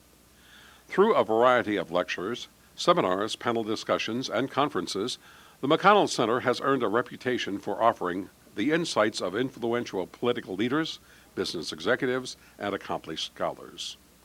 In November of 2001, on the heels of the worst terrorist attack in United States history, the McConnell Center presented Secretary of State Colin Powell the opportunity to clarify the United States government's position on terrorism. A native of New York City, Colin Luther Powell began his military service with the U.S. Army in 1958. Powell steadily worked his way up the chain of command, and in 1989 he earned the rank of general. Later that year, President Bush Sr. appointed him chairman of the Joint Chiefs of Staff. Powell's role in Operation Desert Storm, the 1991 war against Iraq, boosted him to national hero status. After retiring from the military in 1993, Powell earned a reputation as one of the United States' leading foreign policy experts. In 2001, President-elect George W. Bush chose Powell to be his Secretary of State. Early in the Bush administration, Secretary of State Colin Powell enjoyed a high degree of popularity and credibility both at home and abroad. His rhetorical skills were frequently employed to enunciate the president's worldview. 9/11 amplified the importance of his communication skills, and shortly after the disaster, he used the McConnell Center as a podium to recast the president's foreign policy agenda in light of international terrorism. The speech titled American Leadership explains not only the administration's reaction to the immediate threat, but its larger view of America's role in the world. It's also great to be back in Louisville, a city that I have always enjoyed visiting. Before I became Secretary of State, I was chairman of America's Promise, the Alliance for Youth, an organization, a crusade that has its mission to build the character and competence of America's young people. And I came to Louisville 4 years ago in that capacity to congratulate Mayor Abramson and the city for the great work that Louisville had been doing for its young people. It was one of our very, very best communities of promise. I especially remember at that time, Jerry gave me one of those huge, oversized Louisville Slugger baseball bats, and I was deeply appreciative of that. I still keep it in my office, and believe me, it comes in handy late at night when I've had enough diplomacy for one day and I want to hit somebody. So I thank you, Jerry, and it's good to see you here in the audience. Ladies and gentlemen, the McConnell Center is all about leadership, and that's why I'm here today, to talk to you about American leadership in today's world. We don't need reminding that America's leadership in the world today is vitally important. It is now 69 days since September 11th, when cold-blooded terrorists turned civilian airliners into flying bombs and used them to kill 5,000 innocent people. That's 4 or 5 times the number of people who are assembled here today. Every one of us was affected by what happened on the 11th of September. Some of us lost loved ones, like your great basketball coach, Rick Pitino, who tragically lost his brother-in-law in the World Trade Center. Others of us merely lost our innocence. We can never look at a jetliner flying in a clear blue sky the same way again. Under President Bush's leadership, we have responded to this outrage against civilization. We quickly assembled a remarkable coalition of countries. Almost every country in the world, except for one or two, are part of this coalition. And that coalition came together and launched a full-scale campaign against al-Qaeda, the terrorist conspiracy that attacked us, and its ringleader, Osama bin Laden. To get the terrorists, we had to go after the Taliban regime in Afghanistan that was protecting them. We warned them. We warned the Taliban to turn over bin Laden or we would make them pay. They refused, and we have now made them pay.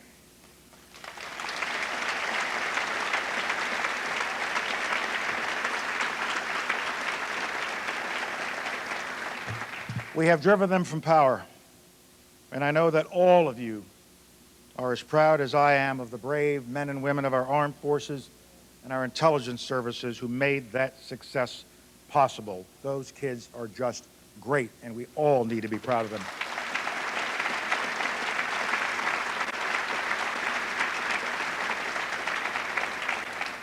But this war is not over, and our troops will carry on the fight until al-Qaeda is destroyed. I hope that all of you will keep those wonderful GIs in your prayers this Thanksgiving week. As we continue our campaign against the terrorists of September 11th, let me make one point crystal clear. These murderers did not act on behalf of Muslims or on behalf of the poor and downtrodden of the world or on behalf of Palestinians. Their terror was indiscriminate.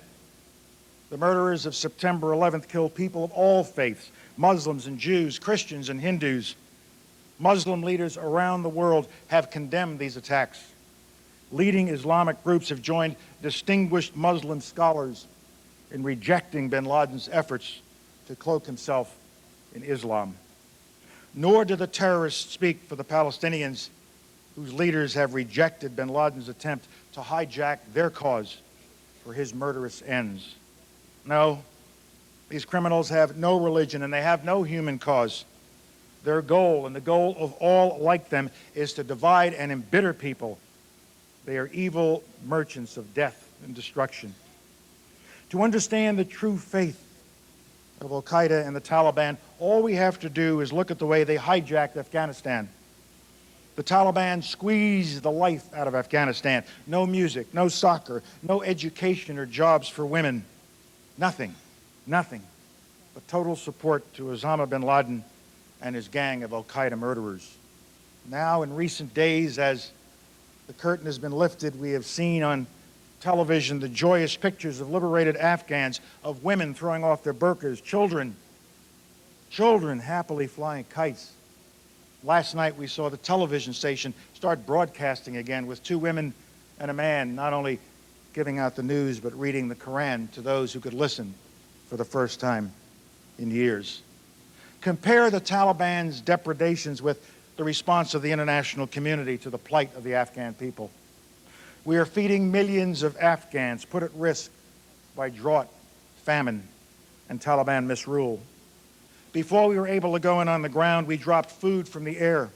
Now we are using airplanes, trucks, barges, even donkeys, anything that will get food into these destitute people before the winter arrives in force. We should be proud that the United States, our country, is the largest contributor to this effort to help the desperate Afghan people, and we will do more. We're not stopping there. We are working with the international community and the Afghan people to help them rebuild their country. Tomorrow back in Washington, I will kick off the first International Afghan Reconstruction meeting to achieve this purpose. We are also working with the United Nations to help the Afghans form a new government, one that represents all geographical and ethnic backgrounds, one that will end Afghanistan's role as a haven for terrorists and drug dealers, one that will permit reconstruction and allow these millions of refugees to return home in peace and security. One message that leaps out from the events of September 11th is very clear. American leadership in foreign affairs has never been more important. And job one for American leadership in this period is the fight against terrorists. As President Bush told a joint session of Congress September 20th, our war on terror will not end until every terrorist group of global reach has been found, stopped, and defeated. My friends, we know it will take time. It will take effort. We will be patient. We will be persistent. And I can assure you that under President Bush's leadership, we will not rest until the job has been done and civilization is safe again.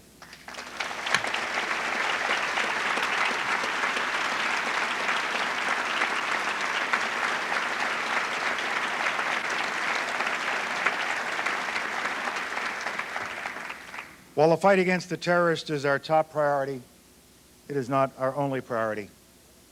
In these first years of the 21st century, we have other interests too important to ignore. In fact, as President Bush has said, winning the war against terrorism will create new opportunities to use American leadership and power to make the world safer, freer, and more prosperous. Whether by bolstering free trade, dealing with problems in the Middle East and other regions, or strengthening relations with key countries, we will seize these opportunities for the benefit of the American people and for the benefit of the world. We saw an example of that last week when President Bush hosted Russia's President Putin at the White House and then down at his ranch in Crawford, Texas. Those two places, the two presidents built on the unprecedented cooperation Russia has given us since September 11th. President Putin was the first foreign leader to call President Bush, and not just to offer sympathy and condolences, but to offer help, to align Russia with us in this new campaign against terrorism. President Bush and President Putin are creating a new U.S.-Russia relationship based on finding areas for more cooperation, on counterterrorism, of course, but also on reducing the number of nuclear weapons in our inventories, and by taking steps to strengthen the Russian economy to allow them to draw more to the West and become part of the Euro-Atlantic partnership. And notice the two, security and economic development, because with security must come economic development and prosperity. I believe that in this new century, American economic leadership has the potential to lift tens of millions of people out of poverty. When I was in China a few weeks ago, accompanying President Bush to a meeting of Asian and Pacific leaders, I was amazed at how the city of Shanghai had grown compared to the Shanghai that I had visited some 30 years earlier. China's remarkable growth of the past 2 decades has come from investing the savings of the Chinese people, from the capital of foreign business people, and from the profits earned by Chinese exporters. At the same time, China's growth benefits American consumers, the average American citizen, who can find good value in a Chinese product at a local store. This kind of two-way trade helps everyone, benefits both societies. And that's why free trade is so important, and that's what free trade is all about. In this same way, freer trade will help other economies in Asia, in Africa, in Europe, in our own hemisphere, in the Americas, all of them being given the opportunity to create the jobs needed to lift more of their people out of poverty and out of despair. Trade is good for all of us, producers and consumers alike, and that is why we were so pleased to see China, as well as Taiwan, become members of the World Trading Organization earlier this month. And that is why American leadership in launching a new round of global trade negotiations was so important. At a meeting last week in Doha, Qatar, the United States Trade Representative Bob Zoellick and his team did a magnificent job in clearing the way to new talks on global trade. President Bush is totally committed to free trade. But to conclude the trade agreements that benefit us, the kind of trade agreements that we need, we very badly need Congress to pass Trade Promotion Authority as soon as possible. With Trade Promotion Authority, the President's team negotiates an agreement with another country, which Congress then votes to accept or reject as a whole. That way, our negotiating partners are more willing to make the hard compromises and choices they need to make, knowing that the agreements they do make with us will not be reopened when those agreements go before Congress. So we want more and more of these kinds of agreements and more open trade in order to take advantage of this 21st century time of hope and opportunity, a time for determined American leadership, political leadership, diplomatic leadership, and economic leadership, the kind of leadership that President Bush is giving to the nation and giving to the world. It is also a time of danger and a time of challenges requiring American leadership. And nowhere are the challenges greater than in the Middle East, a region where we have fought long for our most basic values and principles, a region where we have stood by our friends, Arab and Israeli, in war and in peace for over half a century. Since Israel's establishment over 50 years ago, the United States has had an enduring and ironclad commitment to Israel's security. The United States-Israeli relationship is based on the broadest conception of American national interest, in which our two nations are bound forever together by common democratic values and traditions. This will never change. One of my proudest moments as a soldier and as an American came in 1991 when American troops led the international coalition of forces that liberated Kuwait from Saddam Hussein's invaders. Later that year, though, I watched with equal pride as Arabs and Israelis gathered together in the aftermath of the Gulf War. They gathered together in Madrid to take advantage of the opportunity created by the successful war. They took the opportunity to launch an historic process of negotiations aimed at ending their conflicts once and for all. They, too, were supported by an American-led coalition, one focused this time on peace rather than on war. But the Middle East is a region facing enormous problems. The hope created in Madrid has faded. Last month marked the 10th anniversary of the Madrid Conference. It's a time to look forward as well as look back. We are looking forward now as we try to capture the spirit of Madrid and create a renewed sense of hope and common purpose for the peoples of the Middle East. America has a positive vision for the region, a vision that we want to share with our friends in Israel and in the Arab world. We have a vision of a region where Israelis and Arabs can live together in peace, security, and dignity. We have a vision of a region where two states, Israel and Palestine, live side by side within secure and recognized borders. We have a vision of a region where all people have jobs that let them put bread on their tables, provide a roof over their heads, and offer a decent education to their children. We have a vision of a region where all people worship God in a spirit of tolerance and understanding. And we have a vision of a region where respect for the sanctity of the individual, the rule of law, and the politics of participation grow stronger day by day. Such a vision seems far away today. Throughout much of the Middle East, the economic challenges are daunting. Too little economic growth creates too few jobs for burgeoning populations. And too much red tape and government control stifle private enterprise and initiative. Throughout much of the region, political systems do not provide citizens an adequate say in how they are governed.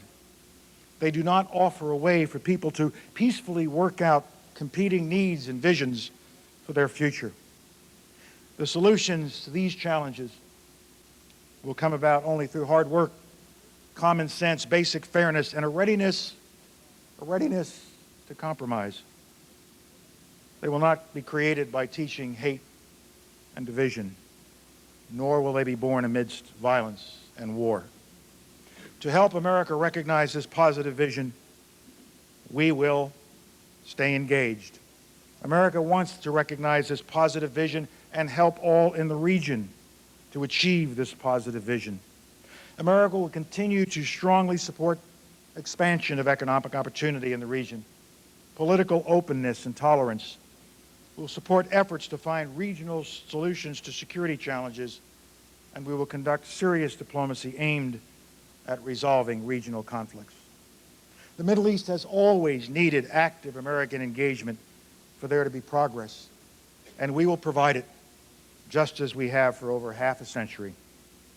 The central diplomatic challenge we face in the Middle East is to obtain a just and lasting peace between Israel and its Arab neighbors.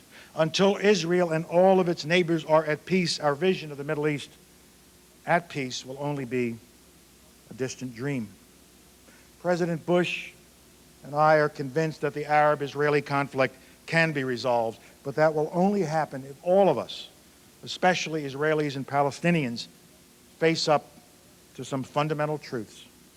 To begin with, Palestinians must accept that if there is to be real peace, Israelis must be able to live their lives free from terror as well as war.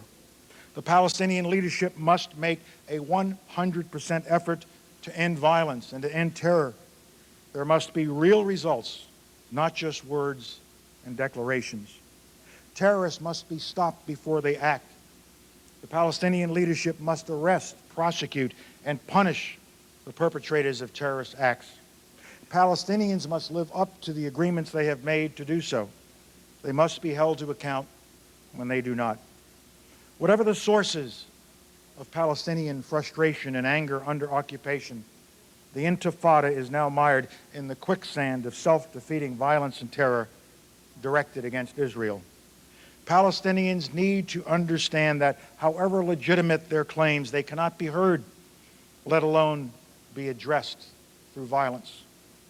As President Bush has made clear, no national aspiration, no remembered wrong can ever justify the deliberate murder of the innocent. Terror and violence must stop, and stop now. Palestinians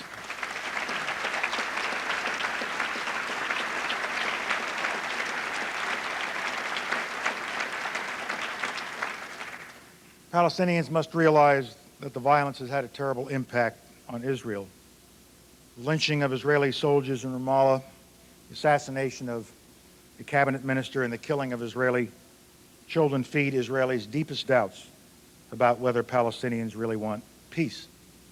The endless messages of incitement and hatred of Israelis and Jews that pour out of the media in so much of the Palestinian and Arab worlds only reinforce these fears. No one can claim a commitment to peace while feeding a culture of hatred that can only produce a culture of violence. The incitement must stop. Palestinians must accept that they can only achieve their goals through negotiation.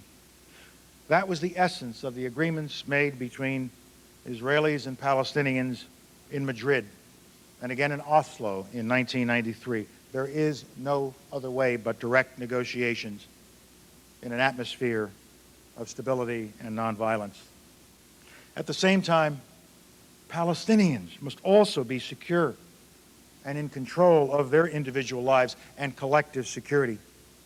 In the absence of peace, Israel's occupation of the West Bank and Gaza has been the defining reality of Palestinians' lives there for over 3 decades, longer than most of the Palestinians living there have been alive. The overwhelming majority of Palestinians in the West Bank of Gaza have grown up with checkpoints and raids and indignities. Too often they have seen their schools shuttered and their parents humiliated. Palestinians need security as well. Too many innocent Palestinians, including children, have been killed and wounded. This too must stop. The occupation hurts Palestinians.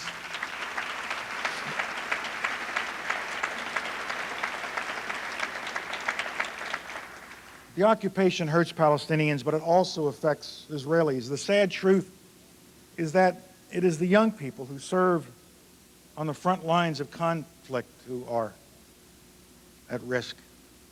Embittered young Palestinians throw stones, and the young Israeli soldiers on the other side learn only that Palestinians are to be feared, seen as enemies. One thing I've learned in my life is that treating individuals with respect and dignity is the surest path to understanding. Both sides need to treat the other with respect. Humiliation and lack of respect are just another path to confrontation. Israeli settlement activity has severely undermined Palestinian trust and hope. It preempts and prejudges the outcome of negotiations, and in doing so cripples chances for real peace and security. The United States has long opposed settlement activity. Consistent with the report of the committee headed by Senator George Mitchell, settlement activity must stop.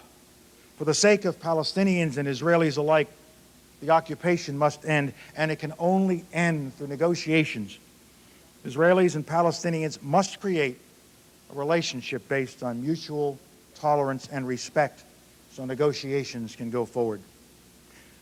My friends, it should be clear from these realities that the way back to a political process will be neither quick nor easy. That's the bad news. The good news is that a framework for a solution exists. It is based on the core principles of the United Nations Security Council resolutions 242 and 338, which are rooted in the concept of land for peace. Madrid also calls for a comprehensive Arab-Israeli peace, including agreements with Syria and Lebanon. Rejectionists say that there has been no progress over the years trying to achieve those objectives. They are wrong. Over the past decade, Arabs and Israelis have proven that negotiations can work and can achieve results. At Madrid in October of 1991, through the Oslo process beginning in 1993, in the 1994 Israeli-Jordanian peace treaty, and last year, there was hope as Israelis and Palestinians negotiated on permanent status issues. The questions proved excruciatingly difficult, but issues long avoided were finally addressed. After a year of violence and trauma, finding a way forward will not be easy. It will take time. It will take trust. But the tools to rebuild confidence and revive a political process are available, and they're available now. They are found in the security work plan negotiated by CIA Director George Tenet and the Mitchell Committee report, which both the government of Israel and the Palestinian Authority have accepted and which the entire international community has strongly endorsed. The steps they outline offer Israelis and Palestinians a roadmap to a ceasefire and an end to the violence. Such steps must include an end to closures in order to bring tangible improvement in the daily lives of Palestinians and the rapid restoration of economic hope into every Palestinian home. Implementation of the Mitchell Report shows the way to restoring trust and confidence and moving rapidly to the resumption of negotiations. We will do all we can to help the process along. We will push, we will prod, we will present ideas. For example, there are a number of economic and political steps in existing agreements. They're there now, which, if we implemented, could contribute to a momentum toward peace. But notwithstanding everything we do, at the end of the day, it is the people in the region taking the risks and making the hard choices who must find the way ahead. The only lasting peace will be the peace the parties make themselves. Both sides will need to face up to some plain truths about where this process is heading as they turn to the challenges of negotiating permanent status issues. Palestinians must eliminate any doubt once and for all that they accept the legitimacy of Israel as a Jewish state. They must make clear that their objective is a Palestinian state alongside Israel, not in place of Israel, and which takes full account of Israel's security needs.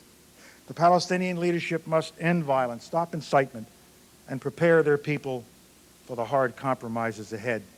All in the Arab world must make unmistakably clear through their own actions their acceptance of Israel and their commitment to a negotiated settlement. Israel must be willing to end its occupation consistent with the principles embodied in Security Council resolutions 242 and 338 and accept a viable Palestinian state in which Palestinians can determine their own future on their own land and live in dignity and security. They too will have to make hard compromises. Ultimately, both sides will have to address very, very difficult permanent status issues. The future of Jerusalem is a challenge which the two parties can only resolve together through negotiations, taking into account the religious and political concerns that both will bring to the table. Any solution will also have to protect the religious interests of Jews, Christians, and Muslims the world over. On Palestinian refugees, the two parties must strive for a just solution that is both fair and realistic. Again, if there is to be a lasting peace, both sides will have to embrace negotiations on these and the other tough issues before them. The goal can be nothing less than an end to their conflict and the resolution of outstanding claims. As we have for half a century, the United States is ready to play an active leadership role in helping the parties along the road to a more hopeful future. Toward that end, President Bush and I have asked Assistant Secretary of State for Near Eastern Affairs Bill Burns to return to the region later this week for consultations. I am also pleased to announce this morning that retired Marine Corps General Anthony Zinni has agreed to serve as a senior advisor to me with the immediate mission of helping the parties achieve a durable ceasefire and to move along the lines of the Tenet Security Work Plan and the Mitchell Committee report. Tony Zinni is a good friend of mine. He is a distinguished soldier, Marine, with long experience in the Middle East, particularly on security issues. He will be an invaluable addition to our team. I heard from Prime Minister Sharon this morning that Israel is forming a senior-level committee to work with the Palestinians on the negotiation and implementation of a ceasefire and what follows from that. I also understand that Chairman Arafat remains ready to do likewise and to engage on these issues through a similar senior-level committee. I have asked General Zinni to go to the region and remain in the region to work with these two committees and to lend our strongest efforts to the establishment of a ceasefire. Get that ceasefire in place and other things can start to happen. Without that ceasefire, we are still trapped in the quicksand of hatred. I expect these new committees, with General Zinni's participation, to begin working in the very, very near future. To help this process, the United States remains ready to contribute actively to a third-party monitoring and verification mechanism acceptable to both parties. With a successful ceasefire and as we move forward on the Mitchell Report and Tenet Work Plan, we will work urgently with our international partners on an economic reconstruction effort to help rebuild the Palestinian economy.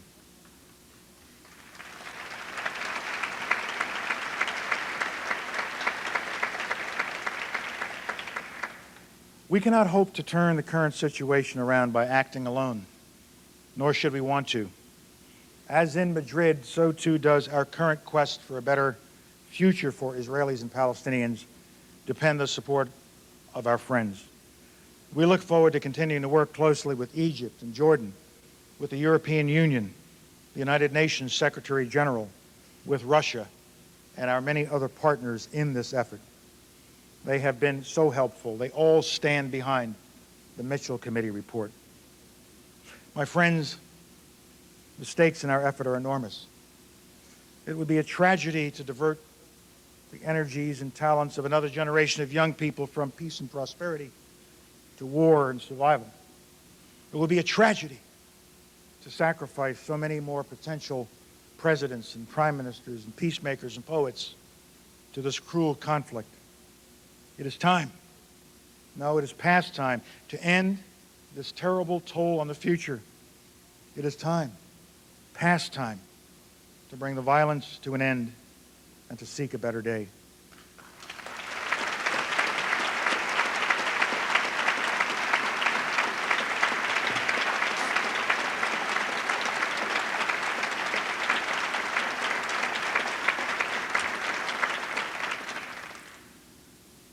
Today is the 24th anniversary of Egyptian President Anwar Sadat's historic visit of peace and reconciliation to Jerusalem. As we work to make our vision a reality, we should recall the vision and courage of President Sadat and of the region's other great peacemakers, Israel Prime Minister Yitzhak Rabin and Jordan's King Hussein. They are no longer with us, but their legacy lives on and inspires us. President Bush and I are determined to pursue this quest, and with the peoples of the Middle East, to make the vision of a region at peace a reality. History, fate, and success have combined to compel American leadership in the Middle East and around the globe. We welcome the challenge. We welcome the opportunity to use our power and influence to make the world a better place for all of God's children. Thank you very much.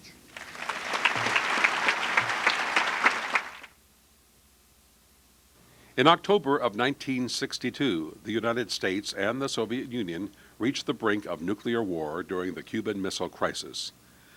After 13 days of uncertainty, the U.S. government finally reached a resolution with the Soviets. The following summer, with tensions still running high between the two superpowers, American University in Washington, D.C., invited President John F. Kennedy to give the commencement address.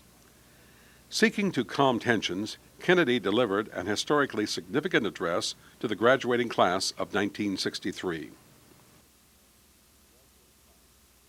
John Fitzgerald Kennedy was born May 29, 1917, in Brookline, Massachusetts. The son of prominent businessman Joseph Kennedy, he graduated from Harvard University in 1940. Only a year later, Kennedy joined the U.S. Navy. As a torpedo boat captain, he earned decorations and a hero's reputation. In 1947, Kennedy was elected to the U.S. House of Representatives, and 5 years later won a Senate seat from his home state of Massachusetts. In the 1960 presidential election, Kennedy defeated Richard Nixon by the narrowest popular vote margin in history. During this era, Kennedy enjoyed exceptional popularity both at home and abroad. On this Great Speeches volume, focusing on foreign policy in the early 21st century, it might be instructive to revisit an era that faced a very different threat. And yet the genius of John Kennedy's oratory is its universality. Once again, we hear the familiar JFK rhetorical style, replete with antithesis and repetition. His was an era marked by fears of nuclear war, two opposing camps threatening each other. Here, Kennedy steps back after the Cuban Missile Crisis to address peace, which he admits is not as dramatic as words of war. Words of those who seek peace, he laments, often fall on deaf ears. He admits the search for peace is dynamic and changes with each age. In this address, the viewer will see him at his most eloquent when he emphasizes the commonality of all mankind. With great pride that I participate in this ceremony of the American University, sponsored by the Methodist Church, founded by Bishop John Fletcher Hurst, and first opened by President Woodrow Wilson in 1914. This is a young and growing university, but it has already fulfilled Bishop Hurst's enlightened hope for the study of history and public affairs in a city devoted to the making of history and to the conduct of the public's business. By sponsoring this institution of higher learning for all who wish to learn, whatever their color or their creed, the Methodists of this area and the nation deserve the nation's thanks. And I commend all those who are today graduating. Professor Woodrow Wilson once said that every man sent out from a university should be a man of his nation as well as a man of his time. And I'm confident that the men and women who carry the honor of graduating from this institution will continue to give from their lives, from their talents, a high measure of public service and public support.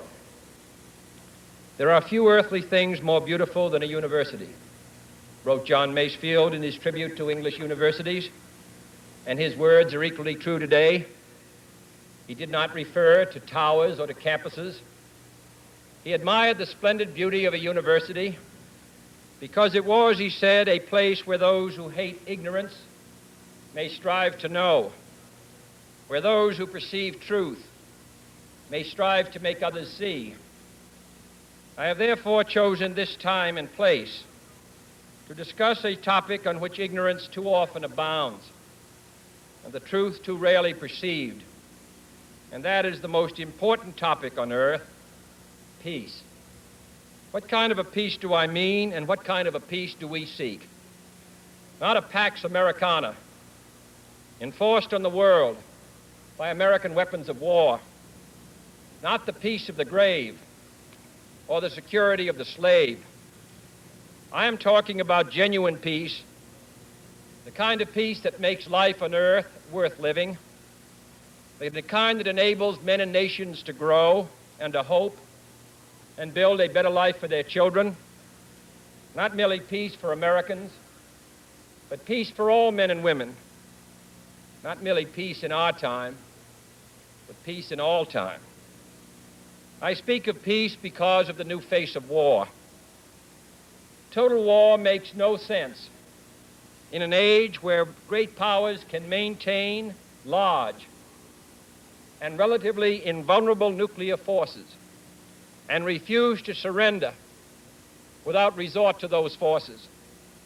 It makes no sense in an age where a single nuclear weapon contains almost 10 times the explosive force delivered by all the Allied air forces in the Second World War. It makes no sense in an age when the deadly poisons produced by a nuclear exchange would be carried by wind and water and soil and seed to the far corners of the globe and to generations yet unborn. Today, the expenditure of billions of dollars every year on weapons acquired for the purpose of making sure we never need them is essential to the keeping of peace. But surely the acquisition of such idle stockpiles, which can only destroy and never create, is not the only, much less the most efficient, means of assuring peace. I speak of peace, therefore, as the necessary, rational end of rational men. I realize the pursuit of peace is not as dramatic as the pursuit of war, and frequently the words of the pursuers fall on deaf ears, but we have no more urgent task. Some say that it is useless to speak of peace or world law or world disarmament, and that it will be useless until the leaders of the Soviet Union adopt a more enlightened attitude. I hope they do. I believe we can help them do it. But I also believe that we must re-examine our own attitudes as individuals and as a nation, for our attitude is as essential as theirs. And every graduate of this school, every thoughtful citizen who despairs of war and wishes to bring peace should begin by looking inward, by examining his own attitude towards the possibilities of peace, towards the Soviet Union, towards the course of the Cold War, and towards freedom and peace here at home. First, examine our attitude towards peace itself. Too many of us think it is impossible. Too many think it is unreal. But that is a dangerous, defeatist belief. It leads to the conclusion that war is inevitable, that mankind is doomed, that we are gripped by forces we cannot control. We need not accept that view. Our problems are man-made. Therefore, they can be solved by man, and man can be as big as he wants. No problem of human destiny is beyond human beings. Man's reason and spirit have often solved the seemingly unsolvable, and we believe they can do it again.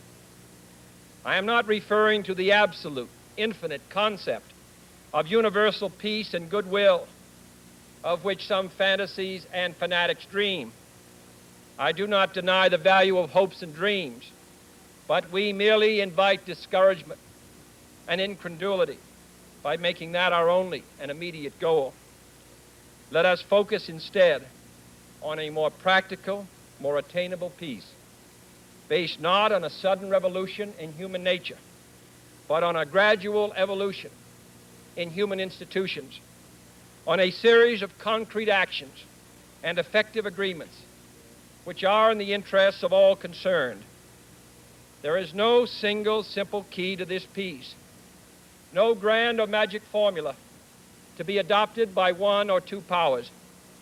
Genuine peace must be the product of many nations, the sum of many acts. It must be dynamic, not static, changing to meet the challenge of each new generation. For peace is a process, a way of solving problems. With such a peace, there will still be quarrels and conflicting interests, as there are within families and nations. World peace, like community peace, does not require that each man love his neighbor. It requires only that they live together in mutual tolerance, submitting their disputes to a just and peaceful settlement. And history teaches us that enmities between nations, as between individuals, do not last forever. However fixed our likes and dislikes may seem, the tide of time and events will often bring surprising changes in the relations between nations and neighbors. So let us persevere. Peace need not be impractical, and war need not be inevitable. By defining our goal more clearly, by making it seem more manageable and less remote, we can help all people to see it, to draw hope from it, and to move irresistibly towards it. And second, let us re-examine our attitude towards the Soviet Union. It is discouraging to think that their leaders may actually believe what their propagandists write.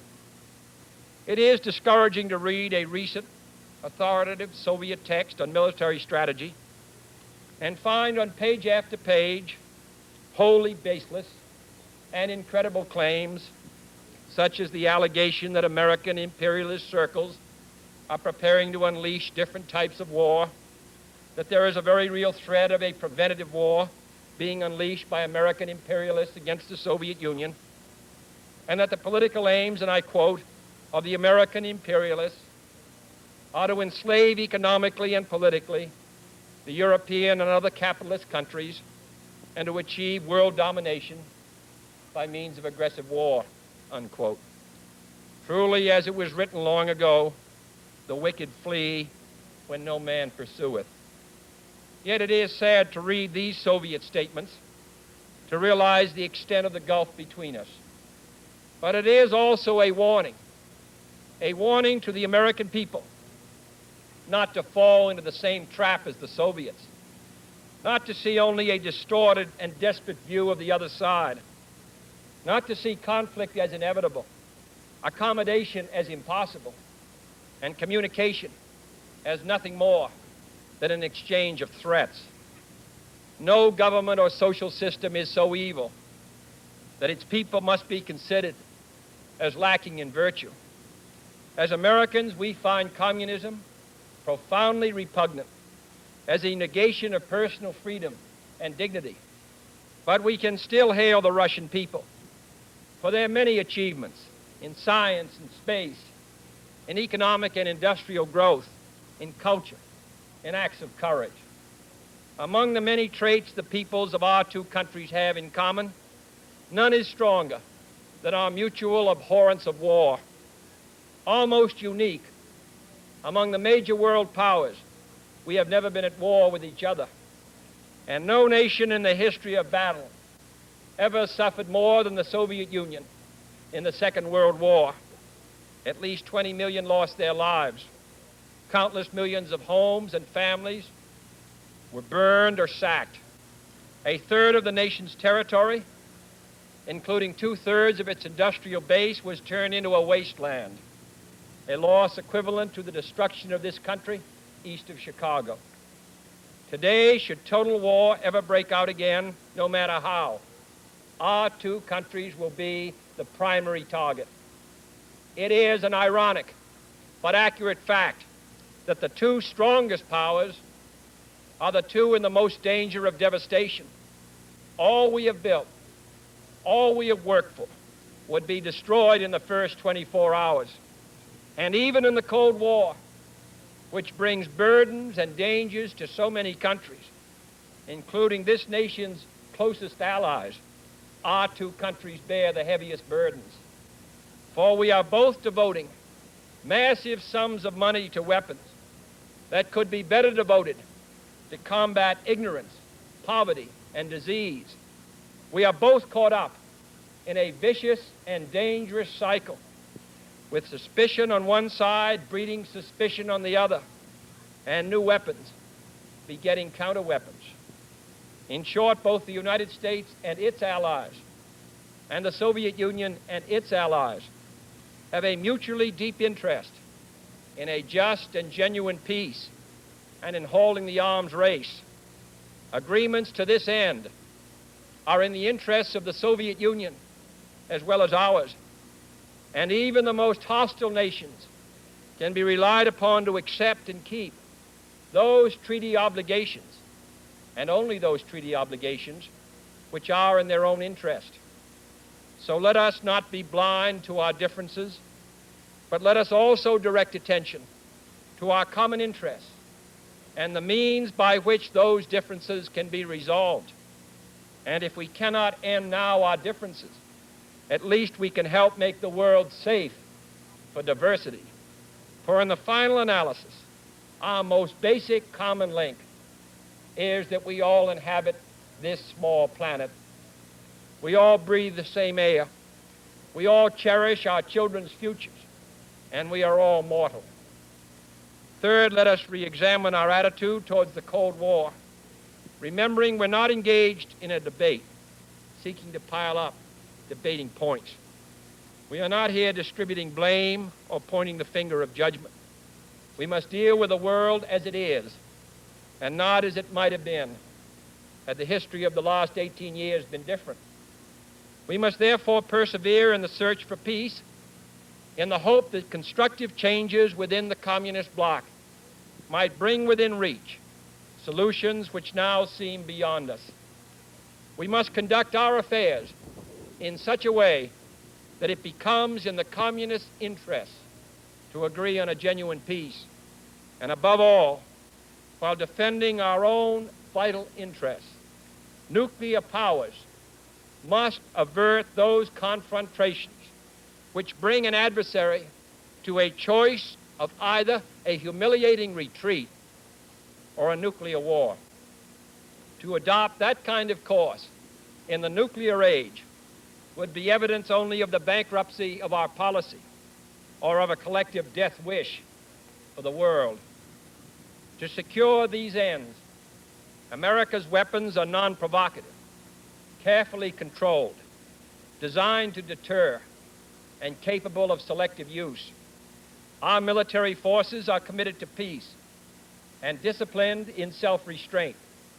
Our diplomats are instructed to avoid unnecessary irritants and purely rhetorical hostility, for we can seek a relaxation of tensions without relaxing our guard. And for our part, we do not need to use threats to prove we are resolute. We do not need to jam foreign broadcasts out of fear our faith will be eroded. We are unwilling to impose our system on any unwilling people, but we are willing and able to engage in peaceful competition with any people on earth. Meanwhile, we seek to strengthen the United Nations to help solve its financial problems, to make it a more effective instrument for peace, to develop it into a genuine world security system, a system capable of resolving disputes on the basis of law, of ensuring the security of the large and the small, and of creating conditions under which arms can finally be abolished.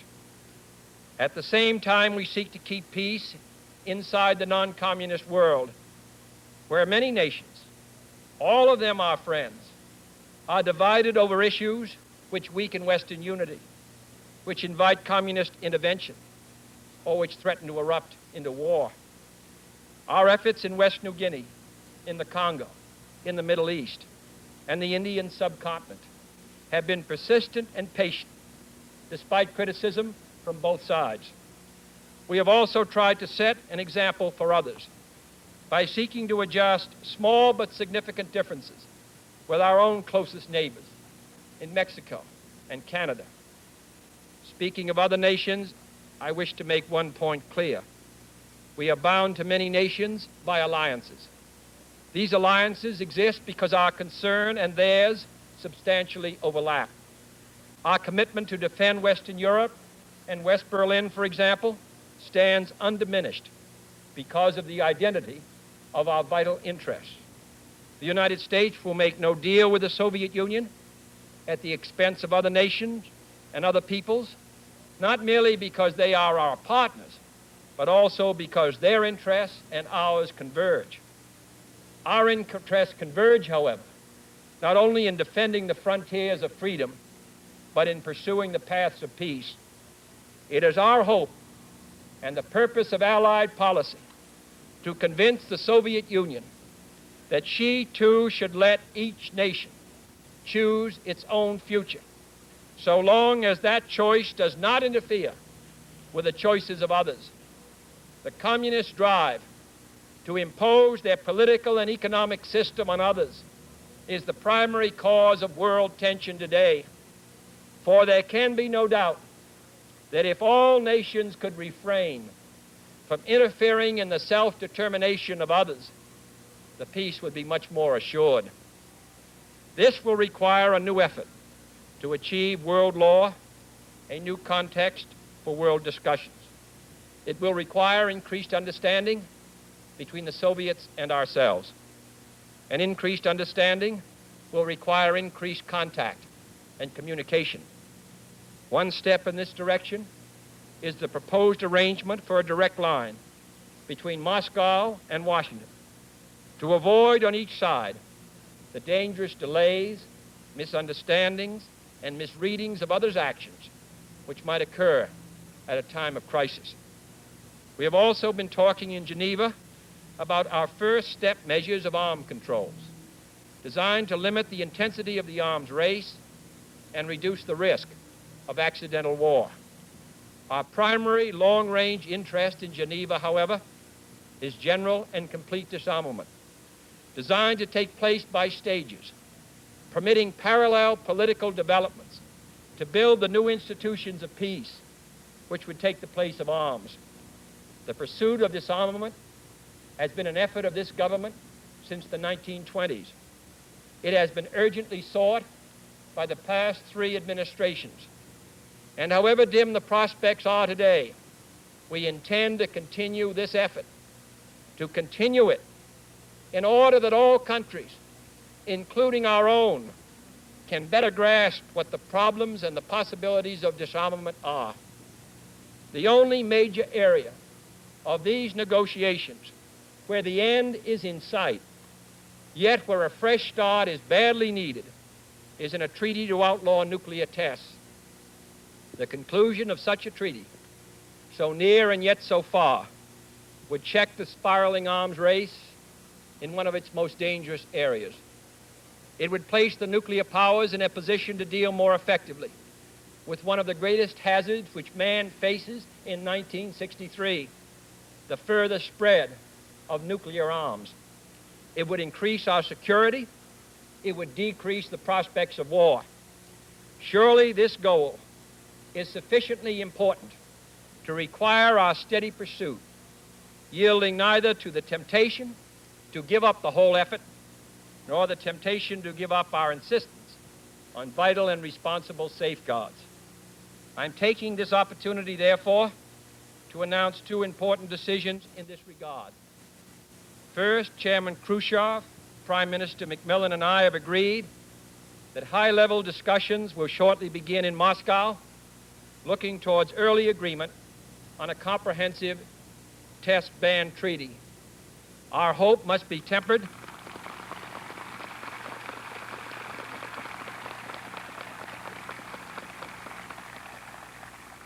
Our hopes must be tempered with the caution of history, but with our hopes go the hopes of all mankind.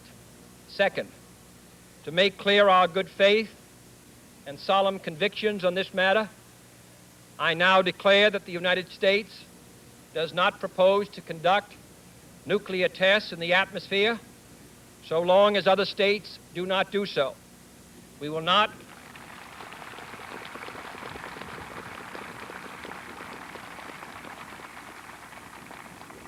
not be the first to resume. Such a declaration is no substitute for a formal binding treaty, but I hope it will help us achieve one. Nor would such a treaty be a substitute for disarmament, but I hope it will help us achieve it. Finally, my fellow Americans, let us examine our attitude towards peace and freedom here at home. The quality and spirit of our own society must justify and support our efforts abroad. We must show it in the dedication of our own lives, as many of you who are graduating today will have an opportunity to do by serving without pay in the Peace Corps abroad or in the proposed National Service Corps here at home. But wherever we are, we must all, in our daily lives, live up to the age-old faith that peace and freedom walk together. In too many of our cities today, the peace is not secure because freedom is incomplete. It is the responsibility of the executive branch at all levels of government, local, state, and national, to provide and protect that freedom for all of our citizens by all means within our authority. It is the responsibility of the legislative branch at all levels, wherever the authority is not now adequate, to make it adequate. And it is the responsibility of all citizens in all sections of this country to respect the rights of others and respect the law of the land. All this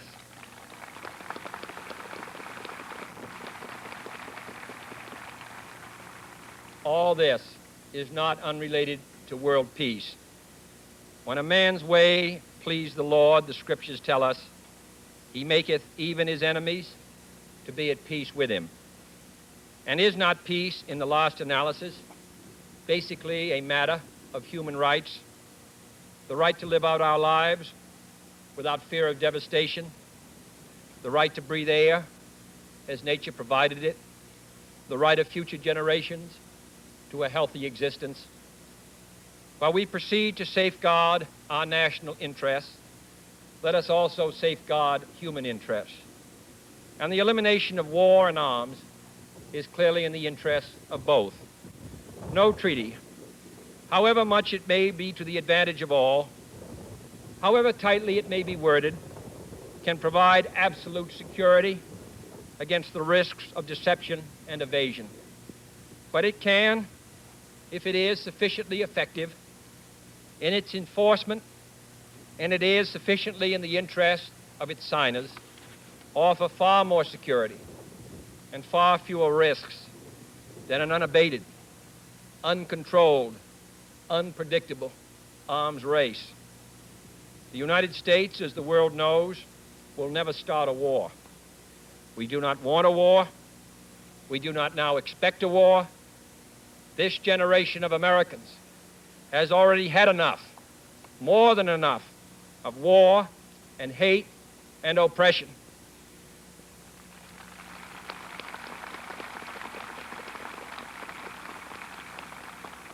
We shall be prepared if others wish it.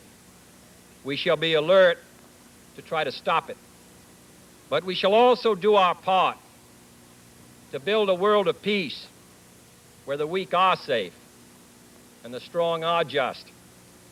We are not helpless before that task or hopeless of its success. Confident and unafraid, we must labor on, not towards a strategy of annihilation, but towards a strategy of peace.